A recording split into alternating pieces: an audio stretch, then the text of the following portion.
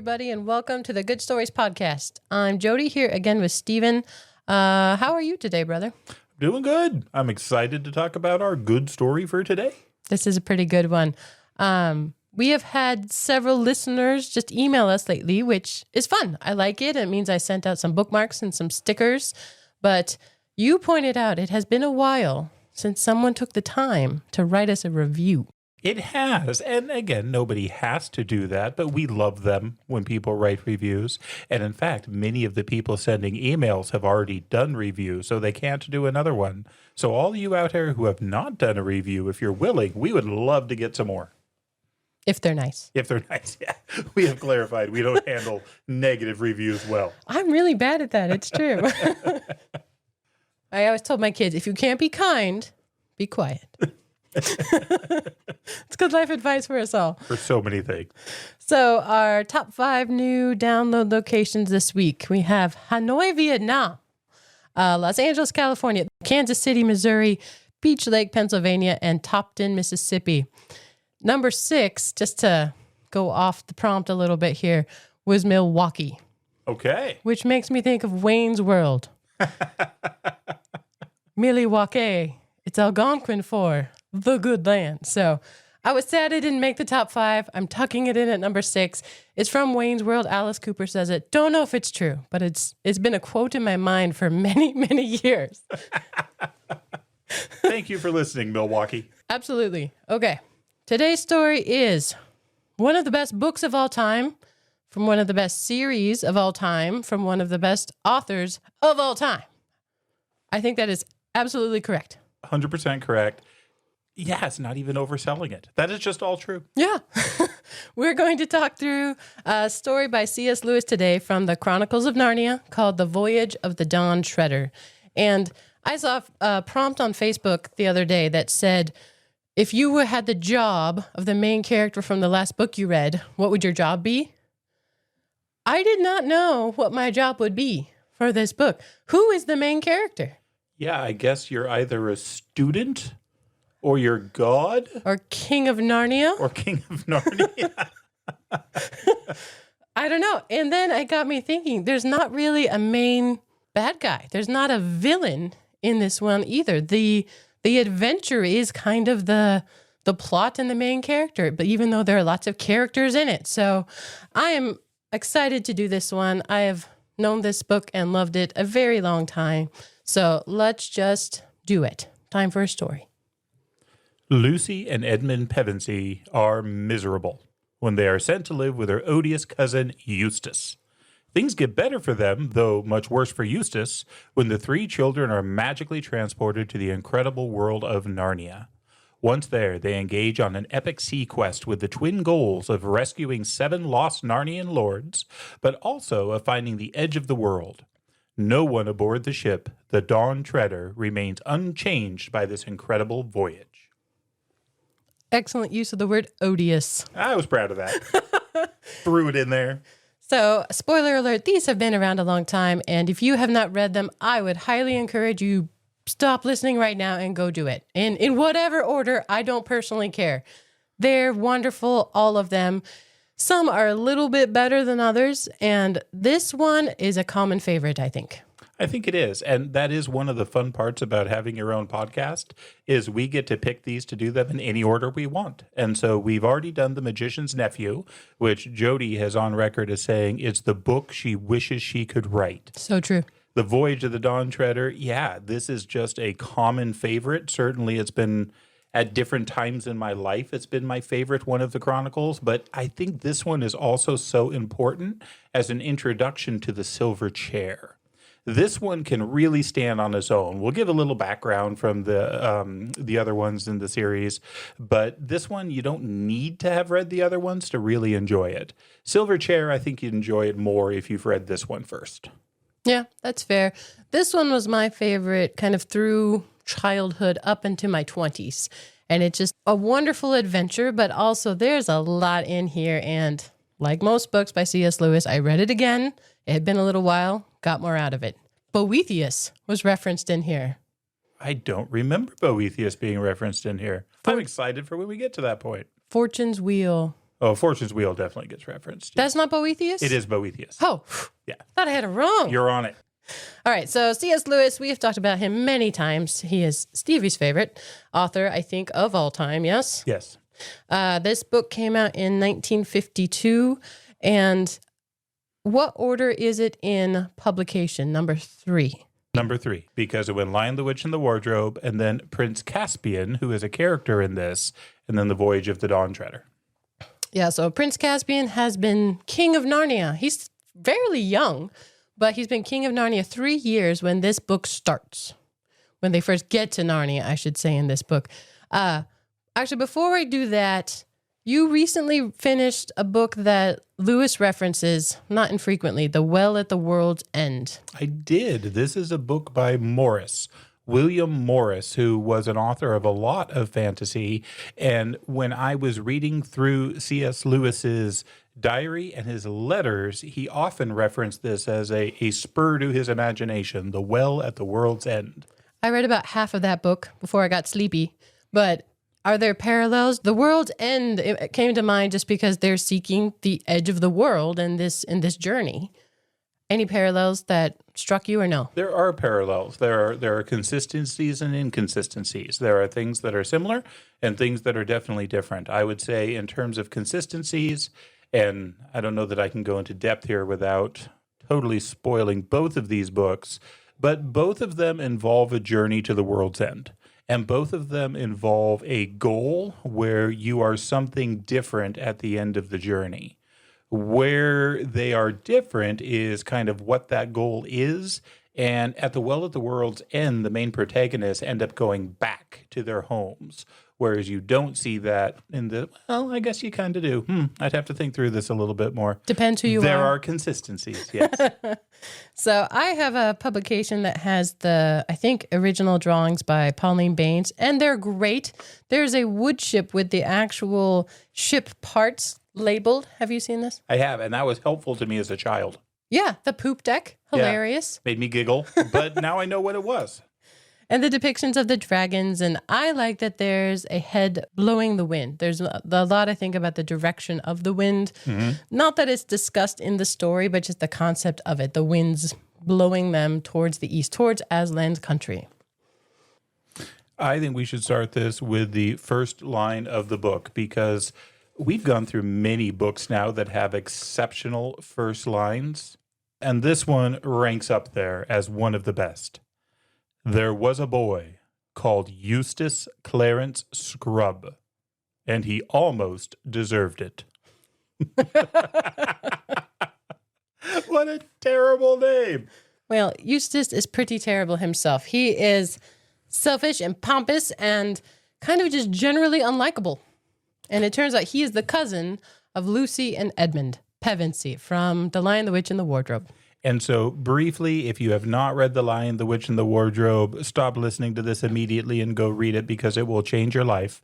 But it's the story of 4 young children during World War II that are sent to the country to live in a house. And through magic, they end up entering through a wardrobe into the land of Narnia, where all sorts of things occur. But the upshot is they become the kings and queens of Narnia during its golden age before returning to our world as children. Those 4 Pevensey children all get to return to Narnia in the second book, Prince Caspian, where time has moved many centuries forward. And in Prince Caspian, there is a young prince who has been unfairly removed from his throne, and the kings and queens return to help him resume power and restore order in Narnia. And then, as Jody said, this is 3 years later. But of those initial 4 great kings and queens, only the 2 youngest here get to go back and feature in this story, and that is Edmund and Lucy. And they don't know they get to go to Narnia. They think they have to spend the summer with their terrible cousin, Eustace. And Edmund says that it's far worse for him because Lucy at least will have her own room, and he will have to share a bedroom with that record stinker, Eustace. Edmund is totally right. Eustace is a schmuck. C.S. Lewis does a great job of describing a kid that just annoys everybody around him. He is arrogant. He thinks he knows everything. He's pushy. He always wants his own way, but he's also very whiny and he's nails on a chalkboard here, certainly in these opening chapters. I did read somewhere that there is a somewhat of a personal reflection of his young self, C.S. Lewis, as Eustace. I think being that's kind of true. Insufferable.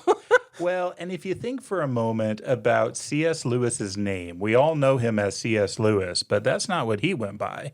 He went by Jack to his friends because his real name was Clive Staples Lewis. And you could almost start a book saying there was a boy named Clive Staples Lewis, and he almost deserved it. I could hear it. And I wonder if that's what C.S. Lewis was kind of thinking with this one. Yeah, Eustace is just a pain. So Edmund and Lucy are trying to get away from him, but they're stuck in this house together.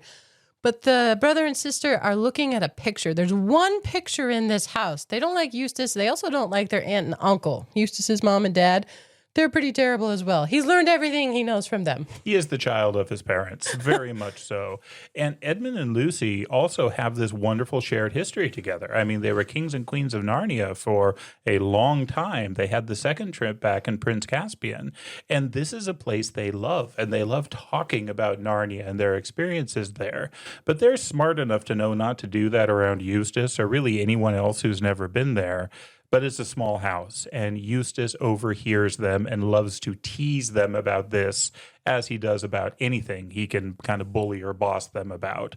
And he does come across them in this room where they're talking about it. He's making fun of them, but they are looking up at this beautiful painting, and it's a painting of a ship on the water. Eustace is being mean and calling them names and making fun of their fake country, their imaginary land, but suddenly he says, ow. And there's a cold, salty splash, and waves and breakers start flowing into this room or toward the room. It's described really well. And in the picture, you see the three kids on this side of a picture frame, and then suddenly a real ship moving inside the picture, and they get pulled into it all together.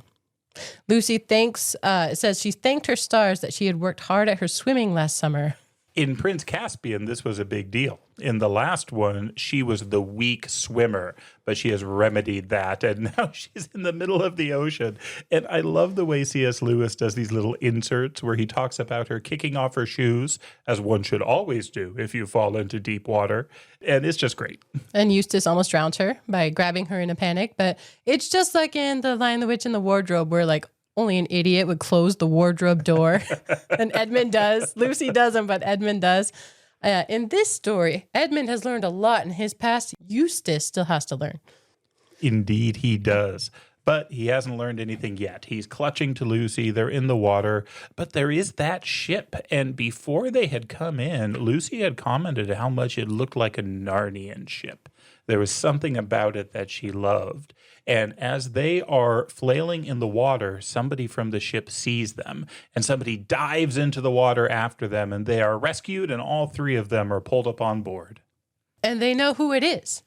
It's Prince Caspian. And there's a great description of the time where you could go back to your home and no time would have elapsed in Narnia, or maybe many years and vice versa. So they ask, how long has it been? Although since he's there and he's still pretty young, couldn't have been all that long. Couldn't have been all that long. And this book is a little bit unique amongst the Chronicles of Narnia in that most of the Narnian Chronicles, the main characters are usually talking animals. It's one of the great charms and delights of Narnia. In this case, though, it's mostly human aboard this ship. There's the Prince Caspian. He's got his crew with them, but it's not only human. There is one Narnian, true Narnian. And is there anything else we need to say before we can introduce Reepicheep? Go for it. I am so excited to talk about Reepicheep. When it comes to my favorite characters in all of Narnia, you can't say Aslan. I mean, he obviously is everyone's favorite, but that's kind of cheating. It's like, what's your favorite book? Well, it's gonna be the Bible, so you gotta just exclude that. So in this case, my favorite two characters in all of Narnia that are not Aslan are Puddleglum from The Silver Chair and Reepicheep the mouse. Now, he is a Narnian mouse, which means he's bigger than a normal mouse. He stands a couple feet high, and he can talk. And he is the single best depiction I have ever come across in literature of what true chivalry should be. Reepicheep is the king of the mice, and he is wonderful. When Eustace sees it, he says, "Ugh, what is that horrid thing?" And they all look around. But it says, "You might call it," and indeed it was, a mouse. But then it was a mouse on its hind legs and stood about 2 feet high. A thin band of gold passed round its head under one ear and over the other, and in this was stuck a long crimson feather. Lucy and Edmund recognized it at once. Reepicheep, the most valiant of all the talking beasts of Narnia and the chief mouse. I like that secretly Lucy always just wants to scoop him up and cuddle him. But no, she can't, because it would wound his honor. He is very polite always, very valiant towards ladies. He bows immediately. He knows who Edmund and Lucy are, that they are a king and queen of Narnia. But Eustace is terrible. He does not pick up on any social cues ever. He says, "I hate mice, and I could never bear performing animals."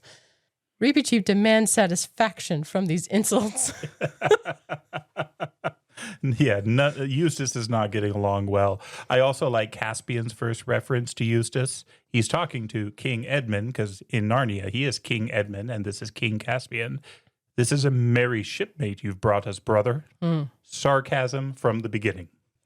I feel I need to call out the King Arthur reference because I don't know how many kids' stories reference King Arthur casually, and I like that this one did, because he's talking about time in Narnia and time in our home.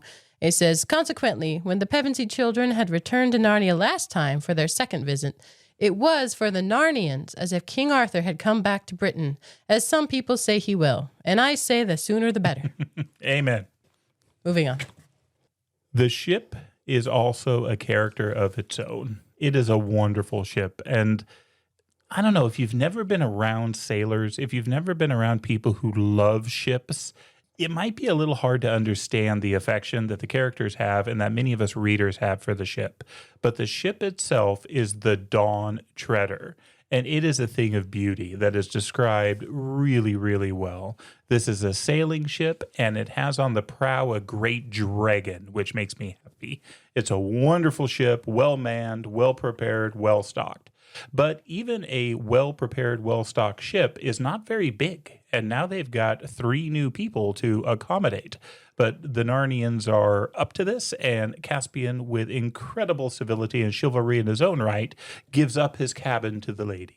Immediately. Lucy gets the cabin, and Edmund and Caspian and Eustace end up sharing space in another place. Oh boy, Eustace is so grumpy. Grumpy and whiny and uncomfortable. He just wants to go back. And they're like, "Go back where?" He does not understand. It takes him a long time to realize that they have been transported, and magic, the idea of anything like that, is just completely beyond him. Maybe we'll give more instances of Eustace being annoying. Just know throughout this, he wrecks moments big time, constantly. Yes. But for a long while, he stays in bed. Because he's seasick. He keeps talking about the storms and the squalls, and the sailors are laughing because it's a beautiful day. It's sunny. There's no storm. But Eustace always thinks he knows everything, and he talks about it a lot. But while Eustace is in bed, Lucy and Edmund can ask why they're on the ship. Where's Caspian going? And he has 2 missions, really. The stated one for the crew is that there were 7 noblemen who were exiled when Caspian's father was murdered and his evil uncle took over. That's in Prince Caspian. But they were sent off, and I love it. He lists off the names. He's hoping to maybe find them. He gets 6 of them, and he can never remember that last one. He's like, "Oh, what's that guy's name?" And so let me read the names, because this is funny. The names he remembers easily off the top of his head are Revillion, Byrne, Argos, Mavramorn, Octesian, Restamar. But the one he can't remember... Roop. That's the only one I ever remember. Roop. Lord Roop. Multiple times. He's like, "Who's that last one?" It's Roop. When he can't remember, it's Roop. And again, I think you just said it, but these lords were loyal to his father. So King Caspian the 9th was his father. He is now King Caspian the 10th. but he feels duty-bound, honor-bound, now that his realm is secure, to go out and try and rescue these men that were sent out on this death voyage, basically. The King Miraz at the time was just trying to get rid of them. And so now he's going to go try and see if he can help them. And as loyal men of his father, he wants to help them in any way he can. So that is the king's Caspian stated purpose. But he says Reepicheep has an even higher hope, And everyone's eyes turn to the mouse. He says, as high as my spirit, though perhaps as small as my stature. Why should we not come to the very eastern end of the world? And what might we find there? I expect to find Aslan's own country. It is always from the east, across the sea, that the great lion comes to us. And Lucy and Edmund think this is a wonderful idea because Aslan is the true high king above all kings of Narnia. And they have had a lot of interactions with him. And they love the idea of actually finding Aslan's country. But they wonder, is it really possible? I mean, could you sail to it? Is it that sort of place? But Reepicheep has reason to believe that he may be able to sail to it. A dryad spoke prophecy over him. Yes. This is a special mouse. Where sky and water meet, where the waves grow sweet, doubt not, Reepicheep, to find all you seek. There is the utter east. And he says that line spoken over his cradle has haunted him. He says, I do not know what it means, but the spell of it has been on me all my life. Why do you think he picked a mouse? Because it was funny? Because it's funny, and it's just ridiculous. And part of me wonders if he wasn't just such a great character in Prince Caspian that he had to pull him back. I wonder if he almost accidentally stumbled into this wonderful character because he's so good in Prince Caspian. If you were to pick one to bring back, yeah, Reepicheep is the right answer. Fair. And it also just speaks to the juxtaposition, right? I mean, we have the lion. The king is Aslan. He's a lion. A mouse. That's just so opposite. It's so tiny, but he has such a great heart. He is so just valiant that I think it's just inherently funny. Yeah. He is awesome and likable. I think you can do something like that too hard, like make it a mouse and it's just overly ridiculous. But no, Reepicheep is, as you say, the word is valiant. He won great acclaim in the Battle of Baruna. He's not messing around. And he's honorable when Eustace slights him constantly. Mm-hmm. When Lucy tells Reepicheep no, he listens. It's not just his own ego. No, not at all. And he says the very first interaction with Eustace that even a matter of honor must give way to the comfort of a lady. He then follows it up with, for now. So kind of the whole time the king and the kids are along for the ride on the water parts because there is a crew, there's a captain, they defer because Lucy and Edmund ask, well, where are we? And Caspian's like, well, I don't really know. Nobody's really been on boats in a long, long time. But Lucy and Edmund, back when they were a king and queen, had been to these first islands. And I think that's really cool. They have a better idea than Caspian does of where they're at. They do. And the captain of the ship is wonderful. His name is Drinian. And he guides them through or gives them an update of where they've been thus far. And there's a map in my book where it shows this first part of the trip. They go to an island called Galma where there is a tournament. And this is funny because it's the captain telling the story. And he's talking about how noble Caspian was, where he unhorsed many knights. And Caspian tries to belittle it, but the captain just keeps going, unhorsed many knights, and keeps going on. They go to a land called Terabinthia, where they are accosted by pirates, but the Dawn Treader is armed and full of valiant men, not just Reepicheep, and they're able to fight off the pirates. Reepicheep thinks they should have chased them and hanged them all.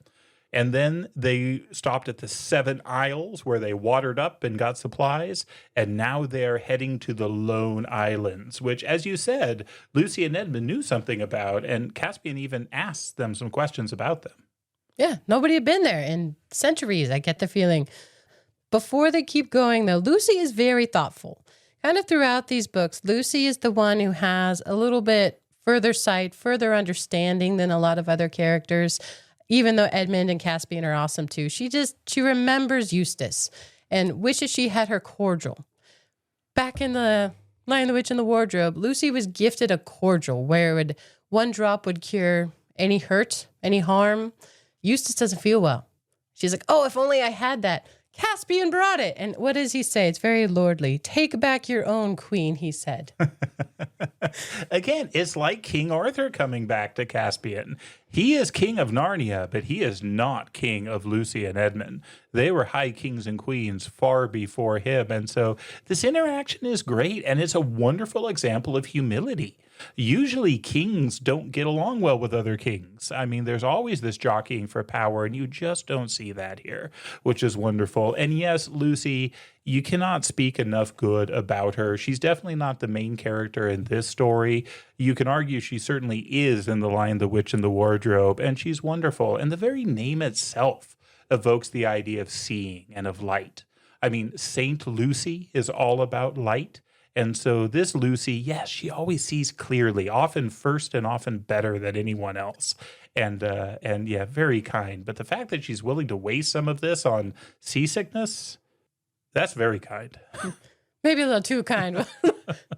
They get a tour of the ship. It's not that big. And I love the description of the Dawn Treader where it calls her a lady. She's not a big ship, but she is lovely. Her lines are beautiful and she's graceful in the water. And the dragon head on the front has remained in my memory since I first read this in first or second grade, probably. It's etched in there deep. But Edmund is looking at the sky. Lucy's looking up later at the stars, and the sun is going down. And it says that she was almost too happy to speak. Instead of spending their summer break suffering with their rotten cousin, they're in Narnia on a ship to the world's end. It's like the best summer ever. Meanwhile, Eustace starts to write a journal. This is one of the better ways to get a glimpse of how terrible this guy is. I'll read just a few lines from the journal. There are pages of it that get dictated here, and we won't do it all. But for example, it starts up August 7th. Have now been 24 hours on this ghastly boat, if it isn't a dream. All the time a frightful storm has been raging. It's a good thing I'm not seasick. Huge waves keep coming in over the front, and I have seen the boat nearly go under any number of times. All the others pretend to take no notice of this, either from Swank or because Harold, that's his father, says one of the most cowardly things ordinary people do is to shut their eyes to facts. And it keeps going on, where he's miserable, he's unhappy, he's complaining about everything, he's accusing everybody else of the worst possible anything, but he also refuses to learn or listen. He always thinks he's got a better answer, and pages of his journal are written in this book. And he hates the mouse. He's very disrespectful to Reepicheep, which is the one thing you cannot do to Reepicheep. Well, and he takes it to a level that you just cannot do.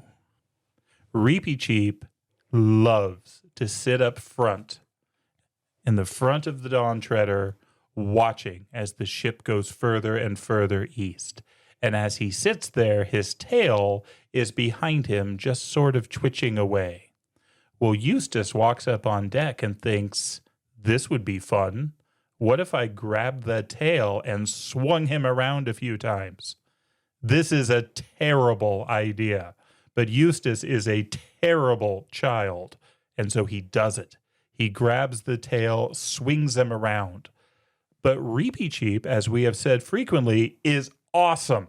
And even though he's being swung around by his tail, he has the proprioception to grab his sword, unsheath it, and stab Eustace in the hand to free himself. He immediately comes up into a fighting stance and challenges Eustace to a duel. It is an epic move by the mouse and a really idiotic move by Eustace. I have to read this part. It says, Reepicheep, who had fought for his life many a time, never lost his head even for a moment as he's being swung in the air in circles. Never lost his head even for a moment, nor his skill. It is not very easy to draw one's sword when one is swinging round in the air by one's tail, but he did. And he calls Eustace a poltroon. His insult of choice, Reepicheep's insult of choice is poltroon. I cannot think of another instance of someone using that word. No, but I'm glad you brought it up because I think it should make a comeback. because it is such a ridiculous insult. Poltroon. And yeah, over and over. I love it. What does it mean? I don't actually know. I didn't look it up. I don't know either. It's not good. Nobody uses it, but it is an insult, quite clearly. I got that by context. Right. Eustace runs. Yeah, because that's what he does. And he goes to tell the grown-ups, basically, about this horrible beast that is attacking him. And he can't understand it when everybody is taking Reepicheep's side and when they're, like, offering him a sword in order to be able to fight the duel with Reepicheep. He would not win that. No, and Reepicheep asked him, so you won't fight? He said, you won't give me the satisfaction? Eustace, no, I'm not going to do that. The mouse laps him with his sword repeatedly. While calling him a poltroon. A poltroon! Yeah, they're not any closer to friends here now. I would say significantly further. Man, Eustace will not learn, though. The depths of kindness and care they show him, and here, even that Reepicheep didn't just kill him. Mm-hmm. Mm-hmm. But he refuses to learn. But after this, he is sore, cannot sit for days. But we move on to the Lone Islands. This is kind of the last semi-known line of Narnia. Mm-hmm. And is this ongoing journey is what makes this book so fun, is it's just encounter after encounter. This would lend itself so well to like serial episodes, like a mini series, where it's the next island and the next island. And it's so in character with some of the great older works of literature. I mean, I'm thinking of things like the Odyssey, where he moves from island to island and adventure to adventure. There's also a whole group of old Celtic stories with adventuring. There's a guy named Bran the Blessed that there's an old story about him, and probably even more closely related to this, a story of somebody called Saint Brendan the Navigator. Again, this journey into the unknown, this journey out there. Now, most of those stories are going to the west, but this is Narnia, so they're going to the east. And yes, the Lone Islands are kind of the last of the known Narnian lands. And they even ask, when do these become part of Narnia? Nobody really seems to know why or how. Edmund and Lucy say that they were definitely part of the kingdom in their land, but they didn't really know either. And Lewis makes an aside in here about he's never actually learned why, but if he ever comes across it as interesting, he'll put it in a book. He never did. It was probably percolating somewhere, though. Lucy remembers one of the islands, because they all have names. There's Felamath, and she remembers it as this good kind of lonely in the grass and the breeze. And so Caspian has this great idea where the kids... Seems weird to call the king a kid, but he kind of is. Yeah. The kids and Reepicheep will go on land, kind of walk across the island because the Dawn Treader has to work its way around. And they're going to meet them on the other side. And it says if Caspian had been more experienced at this, he probably would not have made that suggestion, but he's still learning. So the kids and Reepicheep land on this island. Eustace goes to get off the boat. Yeah, anything to get off the boat. I think he's hoping to find an English consulate so he can lodge a complaint. They're walking across the island. Lucy is still barefoot but doesn't mind because she kicked her shoes off. And it's a pleasant walk. It's beautiful. The sun is shining. The grass is wonderful. But this island, though it's an uninhabited island, is not without people on it at the moment. I mean, they're walking across it, and there are other people on the island as well. And so there's this group of rather seedy-looking individuals that are on the island, and the leader of them is somebody named Pug, which is, again, a fun name, but makes you think he's probably awful. This is also where we get the first reference to somebody named Governor Gumpus, and I love the title, His Sufficiency. That doesn't provide a lot of confidence, but His Sufficiency, he rules at a place called Narrowhaven. And this group invites them to come kind of sit down, picnic, rest with them. And obviously they're up to no good. And they immediately capture them all, even the valiant Reepicheep. He screams at them, "Coward, poltroon! Give me my sword and free my paws if you dare." These are slave merchants. They have captured these 4 kids and the mouse, a talking beast, to sell. And apparently they have a boat with even more. So now they are prisoners, and they love how Reepicheep won't stop talking. He threatens them constantly. It just makes them laugh. They love it. Yeah, Pug seems hard to rattle. I mean, he He just thinks that, the more Reepicheep talks, the more the price is going to go up. But this is obviously a scary moment for all of them, including the kids, and Eustace continues to whine because it's Eustace. But as they're going along, they do encounter somebody else. Another man comes up, and this guy seems to be a man of power. He seems to be a lord. He seems to be somewhat kindly, and he clearly does not like Pug, and he does not like the slave trade that's happening here. But it is the law of the land, apparently. It's the custom anyway. And so he's looking over these and he offers to buy just one of them, Caspian. He wants to purchase Caspian. There's some haggling, but he does actually buy him. Lucy doesn't want to be separated, but Caspian had insisted ahead that nobody know who he was. So this man buys him just looking at his face, just takes him away from the rest of the group. And so Lucy, Edmund, Reepicheep, and Eustace get taken to like a prison boat overnight. They're going to be sold in the morning. And Caspian goes with this man who just bought him. He is very kind, though. He says to Caspian, "You needn't be afraid of me, boy," he said. "I'll treat you well. I bought you for your face. You remind me of someone." "May I ask of whom, my lord?" said Caspian. "You remind me of my master, King Caspian of Narnia." Then Caspian decided to risk everything on one stroke. "My lord," he said, "I am your master. I am Caspian, King of Narnia." The guy doesn't believe him right away. Fair enough. Yeah, that's a bold statement. He says, "How shall I know this true? Firstly, by my face." The guy recognized his father in Caspian's face. "And secondly, because I know within 6 guesses who you are. You are one of those 7 lords of Narnia whom my uncle sent to see and whom I have come out to look for." And he goes through them, forgets Roop, obviously. Never sticks in his head. But he's right. And we meet our first of the Narnian lords. This is Lord Byrne.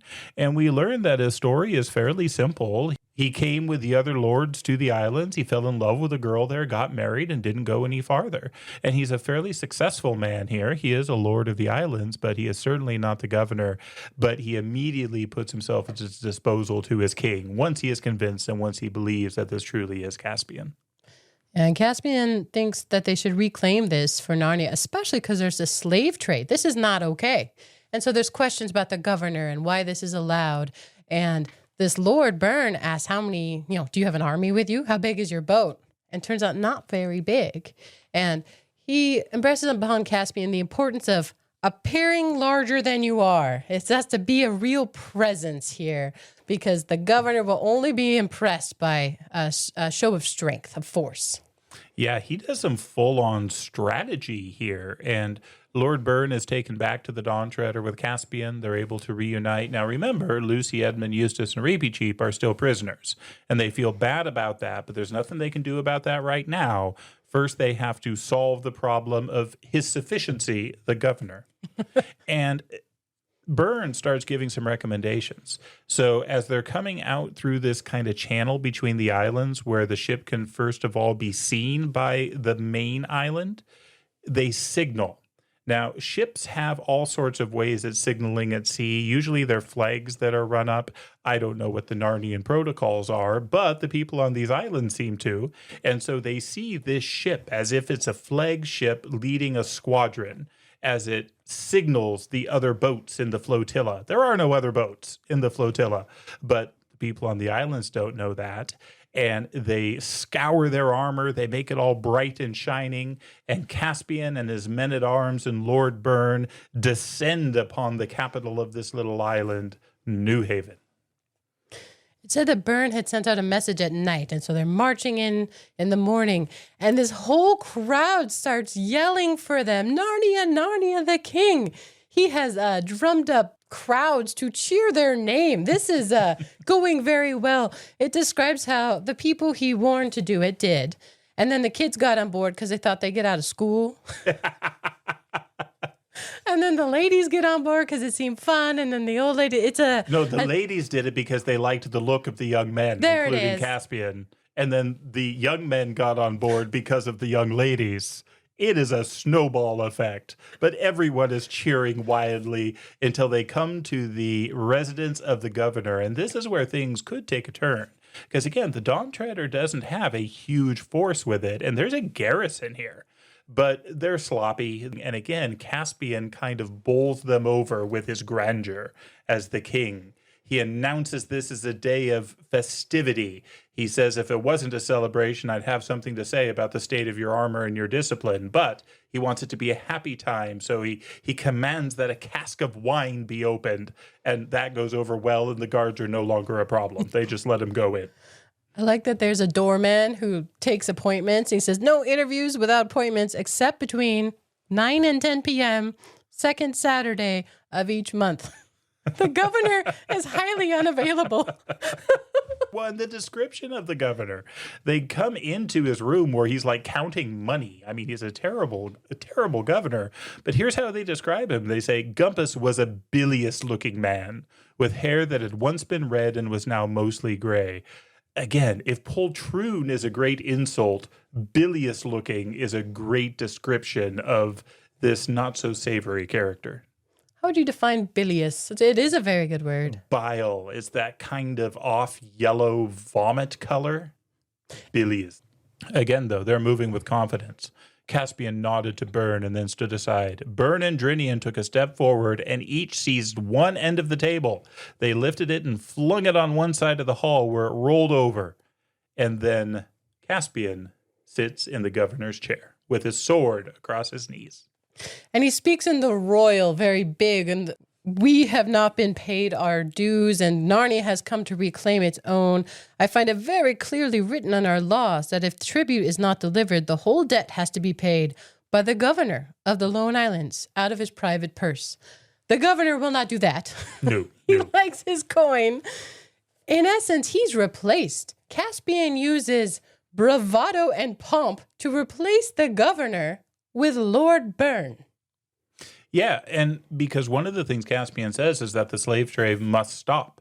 And Gumpus absolutely refuses and says, I can take no responsibility for any such measure. Very well, then, answered Caspian. We relieve you of your office. And before anybody knows it, he has made Lord Byrne the ruler here. And I think he actually makes him a duke. So he is no longer his sufficiency. He is the Duke of the Lone Islands. And they leave in time to make it to the slave market. But it's not our folks who are up for sale. It's a Terabinthian headed for the mines. I mean, this guy Pug had a lot of different people available for sale. But they call out, and everybody's still there in the crowd. Lucy's there. Eustace is there. Hooray. Edmund's there. And Reepicheep is there. But all been sold except for Eustace. The slaver couldn't sell Eustace. He says he tried to sell him alone. He tried to throw him in with batches as like a deal. No one would take this kid. And so Eustace is miserable here. And I love this. Thus Eustace was produced, and sulky he certainly looked. For though no one would want to be sold as a slave, it is perhaps even more galling to be a sort of utility slave whom no one will buy. Or even take free. But that night they had a great feast in the castle of Narrowhaven. And then Reepicheep says, tomorrow for the beginning of our real adventures. This was just, dipping their toes in the water. Lord Byrne doesn't want them to go, especially not Caspian. I mean, the abolition of the slave trade is going to cause him some trouble. And, Gumpus has some people who probably liked him, toadies and whatnot. And so Lord Byrne would love to have the king stick around. But no, they are going to go. And Caspian points out that, I have an oath, my Lord Duke, said Caspian. And anyway, what could I say to Reepicheep? More than once, Reepicheep is going to be the driving force in this story. He's going to be the one that, through his just valor, courage, and goodness, is going to make certain that this progresses. And we start to see glimpses of that here as they are leaving the Lone Islands. It's also just the desire to see Aslan's country. He said he'd been steeped in that verse since he was a tiny mouse, a baby mouse. But it does take time. They do acknowledge in this is a wood ship. And so it takes time to provision and at times to repair it when there's storms and things. So it's nearly 3 weeks after their landing that the Dawn Treader was towed out of the harbor. Meanwhile, Caspian has been asking any sailor he can find what they know about the lands to the east, about the journey to the east, how long it's going to be, and nobody has any idea. There are stories, there are sailor stories, but nothing for certain. So they stow up as many provisions as they can, and away they go. And again, as you said, it takes time. And so some of this is just pleasant sailing, and there is a lot of chess that occurs on board. And I love the chess games between Reepicheep and Lucy. Yeah, so Lucy, her day gets described because it could be considered monotonous. There's definitely a pattern to it where she goes up on deck and they look at the sky and the sky and the sea, and it's very beautiful. But then there's breakfast and they're all really hungry at sea. But yeah, she plays chess with Reepicheep, and he's very good when he pays attention. Yeah, usually wins if he's paying attention. But every now and then, Lucy won because the mouse did something quite ridiculous, like sending a knight into the danger of a queen and castle combined. This happened because he had momentarily forgotten it was a game of chess and was thinking of a real battle and making the knight do what he would certainly have done in its place. And when I talk about him as a great picture of chivalry, this is part of what I mean. This is part of his soul. I mean, he believes these things so deeply. That's real life for him. Chess will only ever be a game, but sometimes what's inside of him works its way into the chess game, and then he loses. I've been playing a lot of chess on Duolingo. It's been very fun, but I don't think I ever do anything cool like that. I just get annoyed when I do something stupid. It's like, oh my gosh, I should have seen that. But if anybody wants to play chess with me, I'm on Duolingo.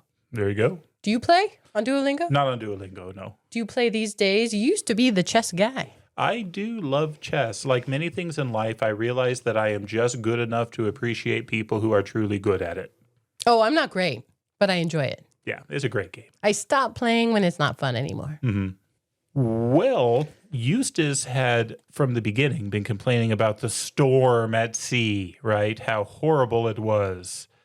The problem is storms actually happen at sea, and after a few wonderful days of sailing, they encounter a storm, and it drives them before the wind. We are treated here to another prolonged entry from Eustace's journal, which are depressing to read, but there are some stories that come out of it. Eustace and his selfishness, especially around things like water. Mm-hmm.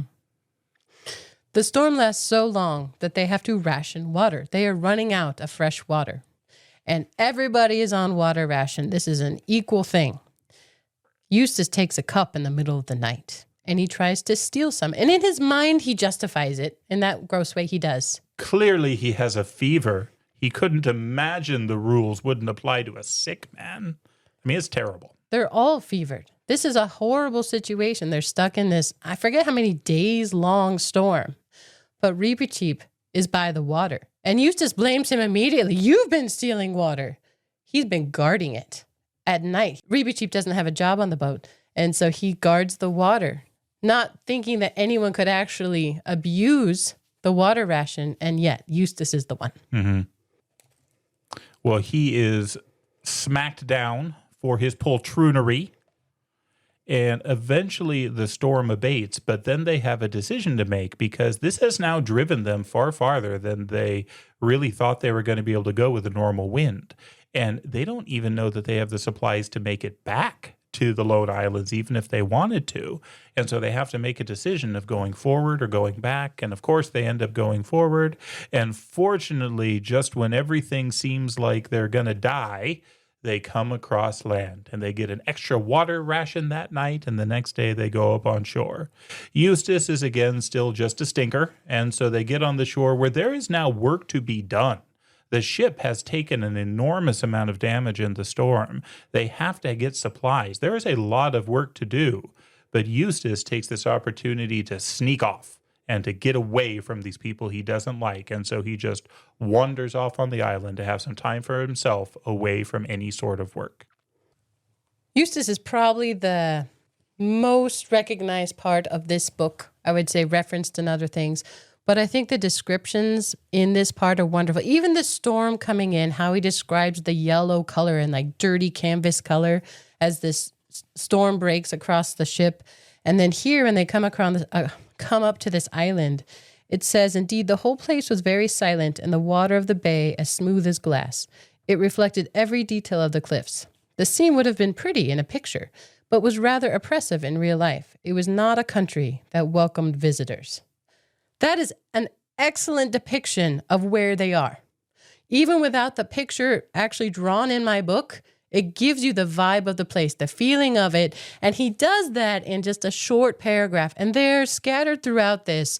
And I think they're part of what make this book so wonderful. He gives you the feeling of exactly where they are as Eustace wanders off into this very unwelcoming place. This would not be an easy place to find someone who didn't want to be found. Mm-hmm.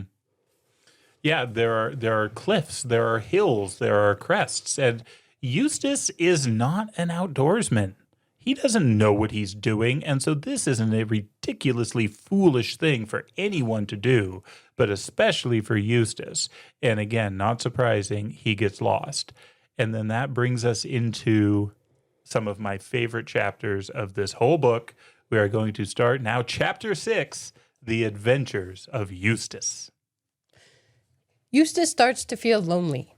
It says he'd never really felt that before. He was always very confident of his position and his opinions, but here in this eerie place by himself, he actually feels lonely for those people that he keeps being mean to.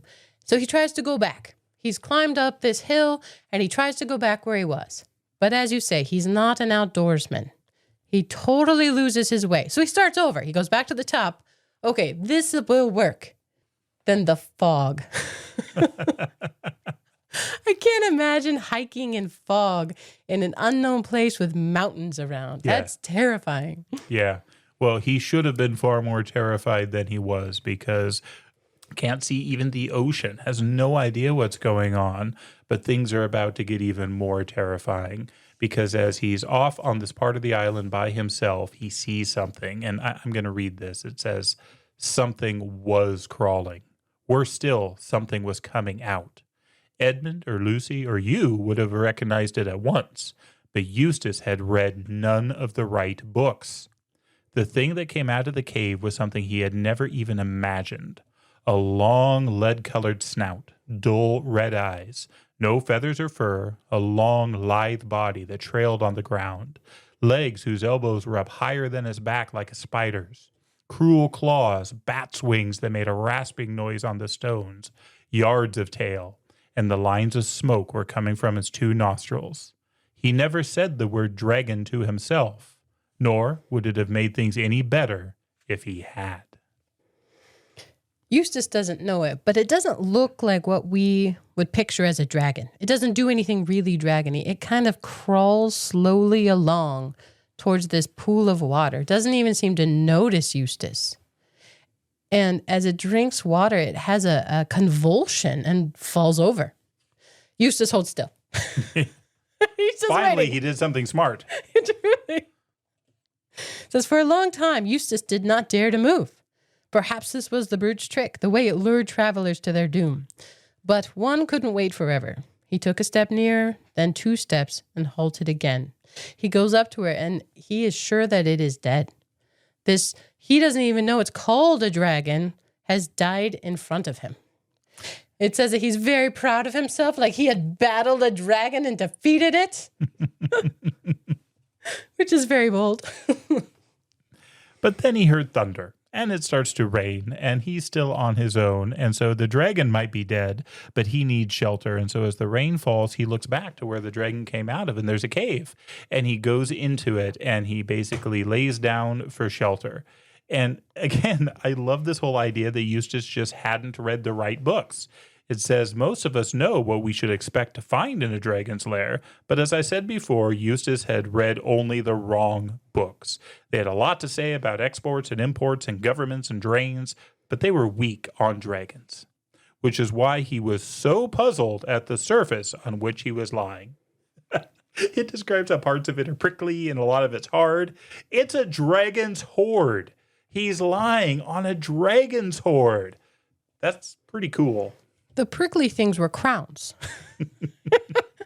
But there's also coins, rings, bracelets, ingots, cups, plates, and gems.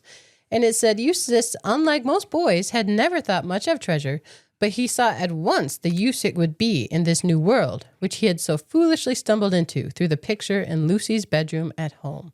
And he thinks they don't have any tax here. Yeah, that's crazy that that's the first place his mind goes, but true. But he's heard of a place called Calormen, which if you read The Horse and His Boy, we know more about Calormen as well. But that's the best opportunity he thinks he has here. They sound the least phony. So he's planning to round up this treasure and take it away to Calormen. And the fact that he thinks they're the most civilized is so disturbing because the only interaction he has with them is at the slave market. This was the driving force behind the slave market was the Calormenes looking for slaves. And so that's bleak. He sees all sorts of cool things, though. He sees, like I say, crowns and coins and things. But one thing really catches his attention, and it's an armband. It's like a bracelet. But he's a little boy, and this is a pretty big bracelet. And so he's able to slide it all the way up on his arm. And so he's got the bracelet, and he goes to sleep on this hoard of gold. Meanwhile, everyone else is looking for him. They're annoyed. Drat Eustace. Always with the drat. Drat that Eustace. But they're looking for him. Lucy's worried about him. This is not a place you'd want to get lost. They read the right kind of books. But they're thinking, maybe he's dead. One of the sailors says, and good riddance if he has. And it's Reepicheep. Reepicheep, who has scolded Eustace repeatedly and been insulted and maligned and had to take vengeance on him because he insults his honor. He says, Master Rince, that's the sailor who said it, you never spoke a word that became you less. That creature is no friend of mine, but he is of the Queen's blood. And while he is one of our fellowship, it concerns our honor to find him and to avenge him if he is dead. That is excellent. It is. Where even now, Reepicheep will not even allow someone to speak against Eustace, who's causing them even more problems. Reepicheep is awesome. He is a noble soul, and just legitimately so. Meanwhile, Eustace wakes up, and he's in trouble again. Because he sees smoke. He had seen the dragon dead, so he thought he was safe. But now he is seeing smoke rising up. And it's dark in the cave, so it's not really clear, but he's holding very still. But he's able to look around. And C.S. Lewis describes this so well. There's a few just great pages here where Eustace looks one direction and he sees a claw. He looks another direction and he sees another claw. And so now he thinks, oh my goodness, there's multiple dragons and I'm between them. Eventually he can't stay still any longer, and so he tries to get away. There's this horrible clattering and clacking as he assumes the dragons are chasing them, and he runs out, and finally he looks into a pool, and what should be looking back at him but a dragon? In an instant, he figures it out. He had turned into a dragon while he was asleep. Sleeping on a dragon's hoard with greedy, dragonish thoughts in his heart, he had become a dragon himself. And his arm hurts. When he was a boy, he'd put on a bracelet up above his elbow, and that bracelet's still there, but now he has this huge, stumpy dragon leg, and it describes so painfully well how it's eating into his skin. And he tries to get the thing off. He cannot do it. It is embedded in his arm. It's a very good depiction of something. Like, you can almost feel it, like the pain of that, but he's stuck with it. Yeah. But his emotions are really interesting because at first, once he realizes he's a dragon, he's kind of excited about it because now he's strong. Now he can really bully all these other people, right? I mean, he can do whatever he wants. But then he realizes he's a dragon. He's not even human anymore. I mean, he never really wanted friends, but now he doesn't even have the option of having friends. And again, somebody who was never lonely before because he almost wasn't human enough to be lonely. Now that he's lost it, starts to realize what he had lost. And it's also interesting because he is now physically a dragon. And so it says he took a long drink and then, parentheses, I know this sounds shocking, but it isn't if you think it over, close parentheses, he ate nearly all the dead dragon. He was halfway through it before he realized what he was doing, for you see, though his mind was the mind of Eustace, his taste and his digestion were dragonish, and there is nothing a dragon likes so well as fresh dragon. That is why you so seldom find more than one dragon in the same country. I wondered at that this time. Do you think he got that from a story or did he come up with it himself? Like, that could be the reason. I honestly don't know the answer, but I can't come up with it from another story. I mean, dragons It's totally true, notoriously though. quarrel with each other.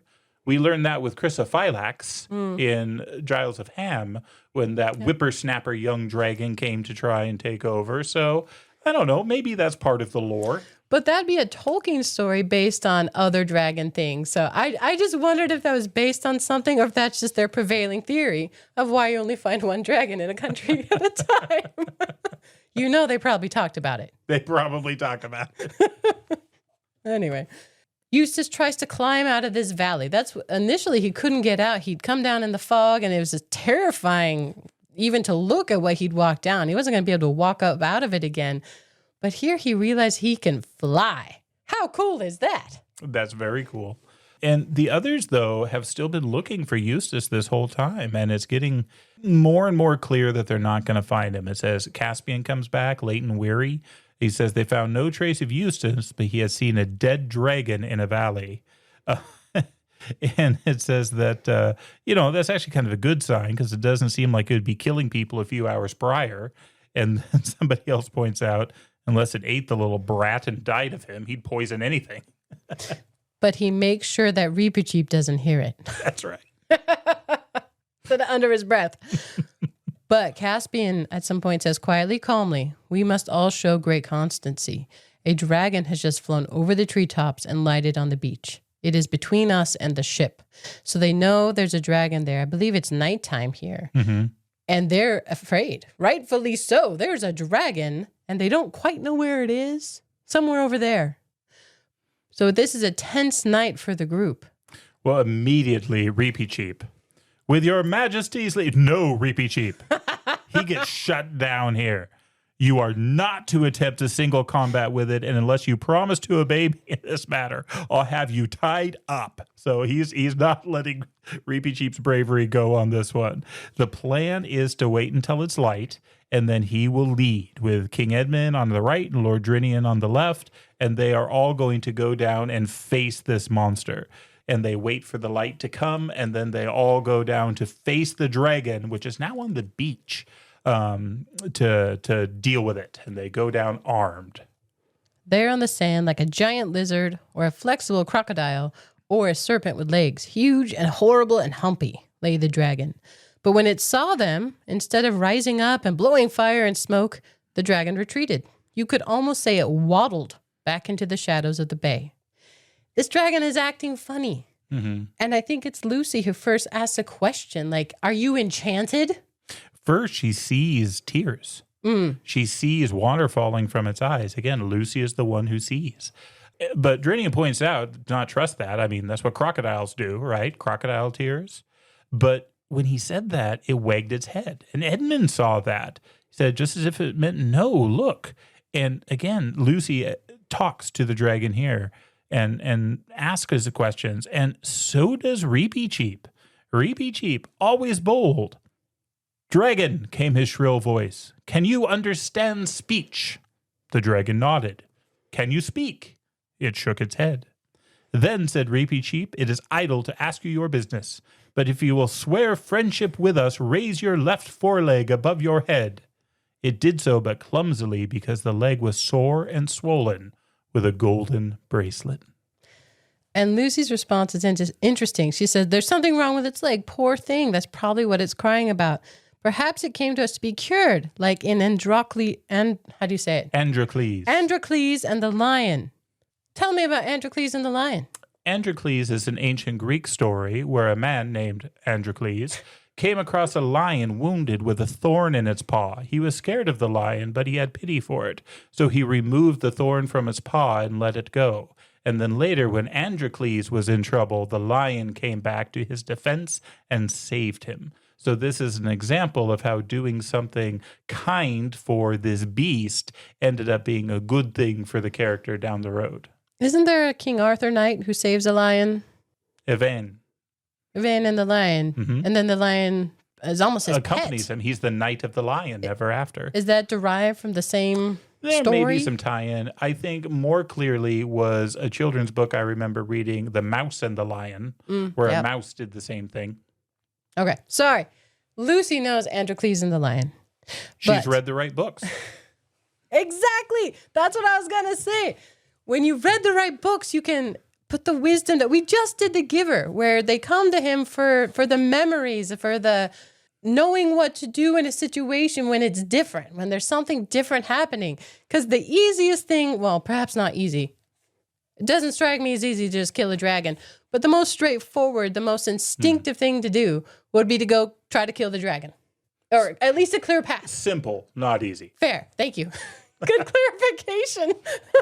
I feel like Eustace would be a very easy dragon to kill. Oh, yeah. Yeah. He's cowering here and weeping. But to his credit, he did not come charging down on them shaped as a dragon.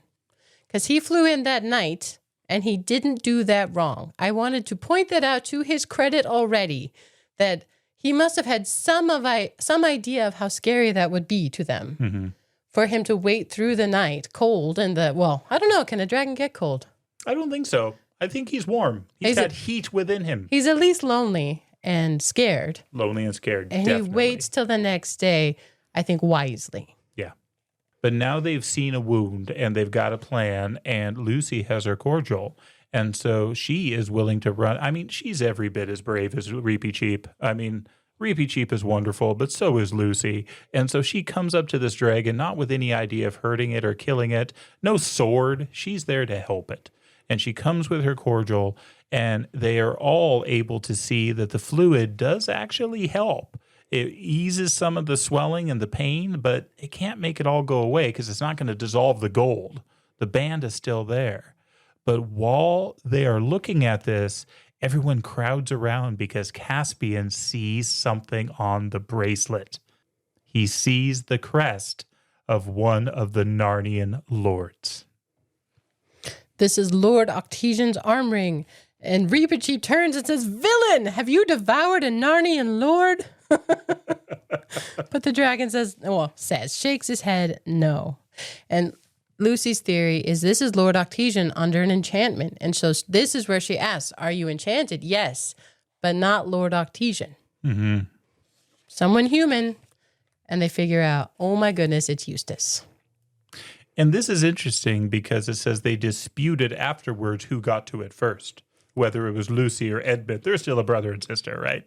So you're not Eustace by any chance, and it truly is Eustace. Eustace, I love, as a little bit later tries to sort of explain what happened by using his tail to write in the sand, or a claw to write in the sand, but it never works well because his tail keeps knocking the sand out. And so C.S. Lewis wrote, and I don't know that I can read it well. I'll try. It's much funnier when you look at it in the book. Says, "I went to sleep, ...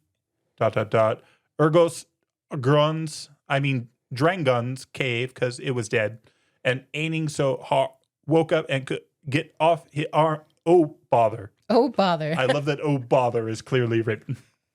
It says because he hadn't read the right kind of books, that he didn't know how to tell a story straight anyways. So it was a combination problem. But what's kind of wonderful here is the opening of the next paragraph. "It was, however, clear to everyone that Eustace's character had been rather improved by becoming a dragon. He was anxious to help. He flew over the whole island and found that it was all mountainous and inhabited only by wild goats and droves of wild swine. Of these he brought back many carcasses as provisions for the ship." And it talks about how he would do these things to help the ship. He even pulls a pine tree out of the ground, roots and all, in order for them to replace their mast. Says he doesn't like anybody watching him eat because he eats like a dragon, and so he goes by himself to eat. But he becomes helpful, but he's lonely. Yeah. It keeps everyone warm when it's raining. So you're right. He would not have been cold. He would not have been cold. But he is helpful and says the pleasure, quite new to him, new to Eustace, of being liked and still more of liking other people was what kept Eustace from despair, for it was very dreary being a dragon. He shudders whenever he sees his own reflection. He really has no hopes of a way to get this band off his arm or even knowing if that would fix it. Yeah, no reason to think that it necessarily would. But he sneaks away at night. It says he slinks away to lie curled up like a snake between the wood and the water. And on such occasions, greatly to his surprise, Reepicheep was his most constant comforter. The noble mouse would creep away from the merry circle at the campfire and sit down by the dragon's head, well to the windward to be out of the way of his smoky breath. There he would explain that what had happened to Eustace was a striking illustration of the turn of fortune's wheel. There it is. And that if he had Eustace at his own house in Narnia, it was really a hole, not a house, and the dragon's head, let alone his body, would not have fitted in, he could show him more than 100 examples of emperors, kings, dukes, knights, poets, lovers, astronomers, philosophers, and magicians who had fallen from prosperity into the most distressing circumstances, and of whom many had recovered and lived happily ever afterward. It did not perhaps seem so very comforting at the time, but it was kindly meant, and Eustace never forgot it. Yet another instance of Reepicheep being awesome, but here Eustace takes the right lessons from it. He is no longer insufferable. He has been turned into a monster and made more human. I mean, it is wonderful. But it says 6 days after they had landed on Dragon Island. The bonus of traveling somewhere nobody's ever been, really, is you get to name them all. Yeah. So this is Dragon Island. Fitting. Very much so. Edmund wakes up early, and there's something or someone outside, and he doesn't wake the group, but he goes to investigate. And Eustace the boy, is back. He's himself again. But he's happy to tell the story. Happy is the wrong word. He's willing to tell the story of how he became a dragon now that he's back and can speak. But his story of how he became undragoned, I think is a little too personal. He and Edmund go away a space for him to share that story. Mm-hmm. And I really want to read like 8 pages straight here. This is, I think, C.S. Lewis at his finest. I don't know that there's another passage in all of his work, and this is high praise because I love the rest of his work, quite as good as the undragoning of Eustace. So do yourself a favor, find a copy of this book, read through it. It'll make you cry. Don't read it on the bus. But it is so good, and I guess we'll kind of pick parts of it. It starts with Eustace saying, well, anyway, I looked up and saw the very last thing I expected, a huge lion coming slowly toward me. Those of us who know this know that it's Aslan. It is the lion coming to him. He points out that you'd think I wouldn't be afraid. I was a dragon. But no, there is something about this lion. And there's no moon, but this lion is lit up by its own moon somehow. And it came closer up to me, looked straight into my eyes. I shut my eyes tight. But that wasn't any good because it told me to follow it. And the lion leads him up to the top of a mountain into a well. This beautiful, clean, clear crystal well. Says, I knew it was a well because you could see the water bubbling up from the bottom of it, but it was a lot bigger than most wells, like a very big round bath with marble steps going down into it. The water was as clear as anything, and I thought, if I could get in there and bathe, it would ease the pain in my leg. But the lion told me I must undress first. Mind you, I don't know if he said any words out loud or not, but he was told he had to undress. So he's a dragon. He doesn't have clothes on, but he's thinking, snakes shed their skin. And he has this outer skin. So he actually does this scratching away of his outer layer. He sheds his skin like a serpent. And it works. Kind of. Yeah, he goes to step into the water, but he sees his feet that it's still dragony. There must be another skin there. And so he keeps doing this. And this isn't easy. He has to cut through with a claw the outer layer of his skin to shed this off. But it's just not working. He can't get down to the bottom. And he says he knew that it had been no good. Then the lion said, you will have to let me undress you. I was afraid of his claws, I can tell you, but I was pretty nearly desperate now. So I just lay flat down on my back to let him do it. The very first tear he made was so deep that I thought it had gone right into my heart. And when he began pulling the skin off, it hurt worse than anything I've ever felt. The only thing that made me able to bear it was just the pleasure of feeling the stuff peel off. You know, if you've ever picked the scab of a sore place, it hurts like billy-o, but it is such fun to see it coming away. I like that Edmund's like, oh yeah, I get it. Gross. Totally gross, but we all get it. Well, he kept peeling, and Eustace steps out and is able to bathe. I like he says, there I was, as smooth and soft as peeled as a switch, and smaller than I had been. Then he caught hold of me. I didn't like that much, for I was very tender underneath now that I'd no skin on, and he threw me into the water. It smarted like anything, but only for a moment. After that, it became perfectly delicious, and as soon as I started swimming and splashing, I found that all the pain had gone from my arm, and then I saw why. I'd turned into a boy again. And then the lion dressed him. So he's not naked now talking to Edmund. He's wearing clothes. And that's the only reason Eustace doesn't think this was a dream. Well, one, he's not a dragon anymore, but two, he's actually wearing clothes. And Edmund is able to point some things out to him. He says, I think you've seen Aslan. And Eustace talks about how he had heard them doing that name on the ship, but he had never liked it before. And he says, I'd like to apologize. I'm afraid I've been pretty beastly.